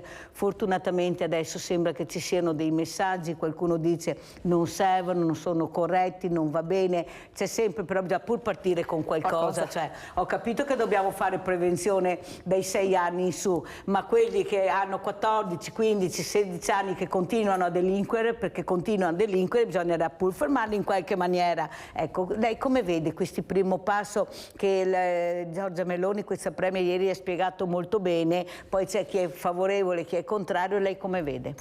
Ma secondo me bisogna intervenire. È ovvio che l'ideale sarebbe anche ascoltarli, cioè nel senso che noi capiamo la modalità migliore di intervento se partiamo da loro, se non come sempre ci mettiamo lì nella nostra stanzetta e pianifichiamo cosa fare, secondo me il messaggio non arriva. Quindi prima bisogna ascoltarli, dall'ascolto si comprende quale modalità è la migliore per arrivare, quindi coinvolgere i giovani nella stessa soluzione del problema. E invece questo spesso non lo si fa, cioè si danno delle ricette imposte dall'alto che i ragazzi non comprendono perché parlano un linguaggio, guarda, io mi sono accorta certe volte quando parlano un linguaggio che è completamente diverso già da quello della mia generazione, vivono la maggior parte del loro tempo sui social, cosa che noi troviamo inconcepibile, ma ormai è il loro mondo, quindi è inutile andare a scontrarsi e dire ogni volta no, non dovete stare sui social, cerchiamo di entrare noi nella loro mentalità, perché se noi entriamo nel loro mondo forse i messaggi che vogliamo veicolare arrivano. Se invece vogliamo per forza contrastare quello che ormai è un dato di fatto è il loro mondo, allora non arrivano, ci vedranno sempre al di fuori. Entriamo noi, ascoltiamolo, entriamo nel loro mondo e cerchiamo di fargli capire dove è meglio andare. Però nel loro mondo, cara avvocato, devono entrare anche i genitori, perché il primo anello della catena, non siete di sicuro voi e neppure il social, è la famiglia. Questo genitore che non ascolta abbastanza, non tutti, perché ripeto ce ne sono veramente di bravissimi, non facciamo un caglierone, però noi quello che dobbiamo arrivare, a quelli che dobbiamo arrivare sono quei genitori che non ascoltano. Non posso sentire professori che dicono sono 2 o 3 anni che non vediamo un genitore di questi ragazzi e li sollecitiamo, li chiamiamo. Non possiamo pensare che sempre la comunità che paghi i danni che fanno loro, perché le sanzioni sono tanto basse, non li preoccupano minimamente, poi se non hanno niente non pagheranno mai, perché questa è la realtà. Far capire che forse il registro va cambiato, che loro devono fare la loro parte, mi sembra che anche qua si sia fatto un passo in avanti. Lei sia come sindaco che come avvocato, anche queste sanzioni, di colpire anche i genitori se non sono attenti, devono mandarli a scuola, devono essere attenti, qualcuno dice ci vuole una scuola preparata. Sì, ma intanto cerchiamo di capire che devono andare a scuola, cerchiamo di capire questo, devono andare a scuola, prego. No, ma quello lo davo per scontato, nel senso, cioè, viva Dio, io vengo anche da una realtà più difficile, ma non c'erano dubbi sul fatto che il mio dovere era andare a scuola, cioè ognuno aveva dei doveri e il mio principale era questo, non mi si chiedeva altro. altro. Alla fine ragazzi si chiede sostanzialmente questo, cioè e sicuramente per fare questo però c'è bisogno di un genitore attento, quindi ben venga il fatto che si stimolino i genitori in questo senso. Io purtroppo devo dire che qui quelli che fanno peggio siamo noi, quelli della mia generazione, cioè nel senso che non so cosa ci è successo, però ci siamo un po' persi da questo punto di vista. Avete perso la strada di casa, avete perso la strada di casa. Sì, siamo noi che... Ma come si fa a trovare quando poi gli agenti arrivano in queste stanze, droga, orologi, robe firmate, ma andrai a vedere cioè, questo ragazzo come si comporta, ragazza, perché guardate che anche le ragazzine stanno diventando terribili sì. E guardate che sono più terribili di loro quando si mettono, questo lo dico io perché veramente cerchiamo di fermarle, quelle poche ancora che cercano di fare le bulette. Il problema è che anche il genitore deve capire che questo ragazzo sta crescendo, non è cresciuto, cioè noi li vediamo grandi ma sono ancora bambini, ragazzini, anche con la vita sessuale, a scuola non se ne parla più, è un grave danno, perché loro ci giocano con il sesso e diventa pericolosissimo. Abbiamo sentito cosa è successo con la pornografia, perché queste sono le cose che li attraggono, è inutile, tutti abbiamo avuto quell'età, è così, vieni attratta da cose che non dovresti vedere, però qualcuno ha deciso che si possono vedere in qualsiasi ora, che puoi fare quello che vuoi, col telefonino che è diventato un computer puoi navigare dove vuoi, e qua allora anche qua però avete visto che qualcosa si sta muovendo. Prego avvocato. Sì, in realtà secondo me è un malinteso concetto di libertà, cioè nel senso all'inizio quando forse noi eravamo più piccoli ci sentivamo i lacci e quindi conseguentemente ogni cosa viene giustificata diritto di libertà, ma non è così, cioè nel senso la libertà è una libertà che deve essere all'interno di un quadro normativo, cioè tu sei libero ma devi rispettare determinate norme, quindi non è che la libertà significa fare quello che vuoi, non è anarchia, invece qui per un concetto di libertà assoluta, diritti, io sento sempre diritti, ma i doveri dove sono? Cioè mi vengono sempre a dire ho il diritto di, ho il diritto alla casa, ho il diritto a questo, sì ma tuo figlio non lo vedo da 8 anni, mi fa piacere, cioè solo diritti hai e i doveri dove sono? Quindi, cioè, come ti dicevo prima, la mia generazione si è persa qualcosa, forse ci siamo concentrati sulla libertà. Siete stati un po' troppo viziati, cioè vi era concesso tutto perché da genitore, insomma, magari non dico, parlo in generale, sì. Io non l'ho avuto e cerco di darlo a mio figlio, sì. Se non riesco a darlo al figlio lo do anche al nipote e questi invece no, che mancano, perché mancano i no, perché è facile dire sì come l'ho spiegato l'altro giorno in riunione, è il no che deve essere compreso e detto in maniera veramente autoritaria e autorevole. È questo quel no che devi spiegare e lo devi tenere ben stretto il no, non deve diventare un sì perché è difficile poi tenere il no. Prego Sindaco. No, io credo che i nostri genitori hanno fatto dei sacrifici che sono veramente, cioè sono sugli occhi di tutti quelli che hanno fatto i nostri nonni e padri. E sicuramente hanno cercato di dare a noi quello che loro non avevano avuto al loro tempo, ma abbiamo sbagliato noi perché non abbiamo capito il peso di questi sacrifici, perché se avessimo capito il peso di questi sacrifici e allora dopo ne avremmo fatto buon uso di questa libertà. E invece, come dicevo prima, per noi la libertà è diventata io posso dire quello che voglio, posso fare quello che voglio, a mio figlio trasmetto questo, perché basta andare sui social e vedere i grandi, non sono i piccoli, i grandi, perché Facebook ormai ci vanno soltanto i grandi, i minorenni neanche sanno cos'è Facebook, è giurassico per loro. Ma basta vedere quello che scrivono, come si comportano, cioè gente che, tornando indietro, inneggiano a un atto delinquenziale, ma come li vogliamo dire? Come pretendiamo che persone che dicono va bene rubare una cosa che è pubblica e viva, sono eroi e quant'altro, insegnino al figlio che non bisogna danneggiare la panchina, non bisogna danneggiare una cosa che è un bene pubblico, come lo pretendiamo? Cioè non diamo gli strumenti adatti ai ragazzi per capire come muoversi. Se una cosa una decisione si ritiene che sia sbagliata da parte dell'amministrazione o quant'altro, ma si fanno le rimostranze nel modo dovuto, non si distrugge, si ruba e quant'altro. Noi questo messaggio stiamo dando e allora cosa ci aspettiamo? Sì, però capisce bene che bisogna lavorare sulla famiglia, investire sulla famiglia. Là è il grande problema, perché l'investimento va fatto là. Tu non puoi avere una famiglia, un genitore che ha il figlio che esce a 14-13 anni all'1, alle 2 di notte, in casa alle 5 del mattino e far finta di niente. Cioè non possiamo colpire il ragazzino perché fa questo. Dobbiamo capire chi è la famiglia, chi sono i genitori, perché poi quando questo ragazzo ha preso questa strada, sappiamo benissimo che a certe ore cosa ti trovi e cosa puoi fare. È là il grande problema e stiamo rovinando questi ragazzi perché non li attenzioniamo abbastanza. Le forze dell'ordine con le spalle al muro cosa fanno? Cosa fanno? La procura guardate che ha dei numeri che io non so neanche, la procura dei minori, non so neanche come facciano a riuscire a dare delle risposte, perché sono numeri impegnativi.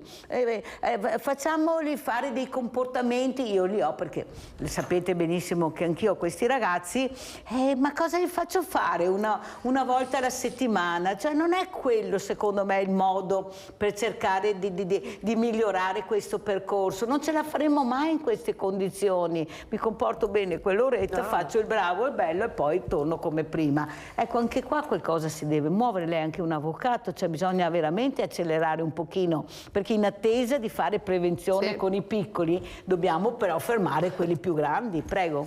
No, sì, un'idea per esempio, noi sul territorio abbiamo un educatore familiare, quindi abbiamo un soggetto che in determinate situazioni, un ragazzo, quindi perché poi ci vuole un soggetto giovane, perché giustamente i ragazzi ascoltano quelli che sono giovani, cioè già se ci approcciamo noi, se mi approccio io, già sono vecchia per loro, quindi già di loro non mi ascoltano più. Quindi è necessario che ci sia un soggetto che loro riconoscano come interlocutore e quindi da questo punto di vista noi abbiamo un educatore familiare che in determinate situazioni va a casa, quindi si vede appunto il contesto familiare, quindi dà una mano, dà consigli, quindi questo potrebbe già essere, noi il comune l'abbiamo, il comune di Casale, però potrebbe già essere una buona cosa. Allora si è sbloccato il telefono della Scatolin, per fortuna manca solo il tempo per dire cosa farete perché purtroppo è partita la puntata. Allora gli avvenimenti, prego Scatolin. Allora, noi apriamo le porte. Quando è stato costruito il RACT nel 2006, la piazza principale, il salone principale è stato chiamato Piazza del Grano e noi sentiamo l'esigenza che questa struttura si senta parte della comunità di Treviso e Treviso senta che noi siamo parte della loro comunità. Poi anche per i giovani, Mirella, vedere gli anziani, i passi lenti è educazione all'affettività di cui hanno veramente bisogno. Allora, siccome non ci piace lo stigma, non ci piace tutto quanto hanno detto non proprio bello su di noi, però noi amiamo il nostro lavoro, abbiamo aperto le porte.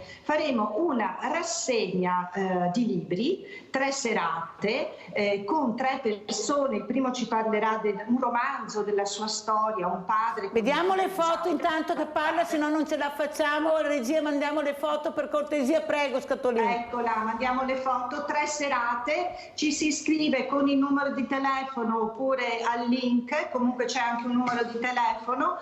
Il numero, aspettate che adesso io non ho gli occhiali giusti e quindi vabbè, non ma vedo. vediamo le locandine, vada avanti Scatolin, vediamo le locandine, prego. Perfetto. Il primo appuntamento il 29 settembre. Ci si iscrive anche scrivendo al 338 49 35 544. Francesco Canadoro, un padre disabile che ci racconta della bella esperienza anche di avere un figlio disabile, senza eroismi e senza pietismi. Poi avremo Lidia Ravera, una scrittrice di fama nazionale, il 13 ottobre, e Marco Trabucchi, che è un esperto, è un grande esperto dell'età. Ecco, quindi aspettiamo che le persone si iscrivano, le porte sono aperte, cerchiamo osmosi, cerchiamo di metterci insieme, anche di stare insieme nei momenti belli, di storie, di emozioni e anche di senso. E ha fatto bene a dirlo Scatolin, perché noi appunto il messaggio ve lo dare questa mattina: andate a visitare queste residenze molto importanti, conoscerle, forse anche perché non si conosce che si ha così paura di lasciare la propria casa, il proprio ambiente e andare su queste residenze, ma per qualcuno secondo me può essere anche una fortuna il socializzare, non sentirsi soli, tante attività che fanno veramente bene. Grazie, grazie. Prego, veloce. No, volevo solo dire una cosa. Io sono entrata qui dentro un anno e mezzo fa, arrivo dall'ospedale. Ho trovato molti giovani professionisti che per noi sono un onore. Spesso si dice che i giovani, però ci sono anche tanti bravi ragazzi che lavorano bene, che vogliono bene agli anziani, di cui insomma che non fanno molto rumore, però sento il dovere di dirlo. Sì, ma il messaggio che io avrei piacere che lei facesse è proprio quello di avvicinare gli anziani a queste strutture. Adesso abbiamo anche questo trasporto gratuito, sembra che la Regione si sia reso conto anche di questi pulmini, quanto importanti sono, magari visto che conosciamo nome e cognome, non noi ma i servizi sociali di questi anziani, portarli qualche volta ad unirsi in queste residenze con queste attività non sarebbe male. Cosa dice Sindaco? Sì, potrebbe essere un'idea. Vero? Sì. Farli partecipare, farli conoscere. Adesso sono isolati. E poi li riportiamo a casa, non è mica detto che devono per forza rimanere sempre. Allora grazie a Gigliola Scatolin, coordinatrice residenze anziani città di Treviso. Sindaco, come ci saluta e che messaggio vuole dare come ultima?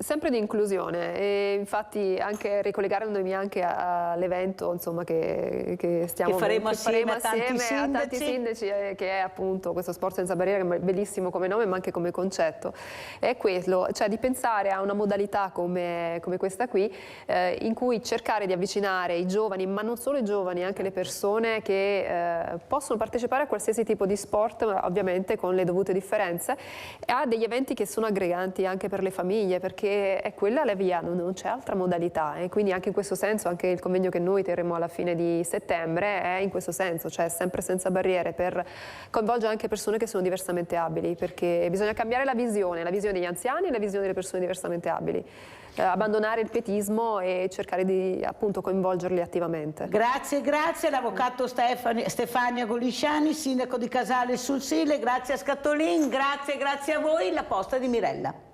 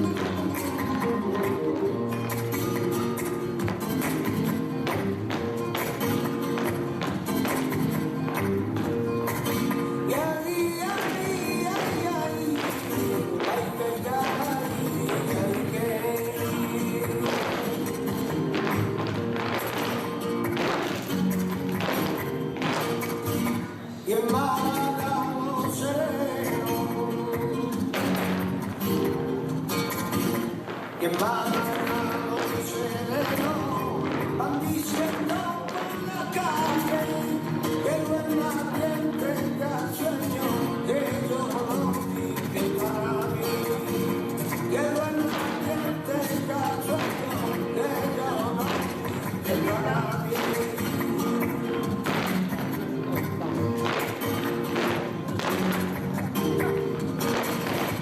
Justicia que no es verdura.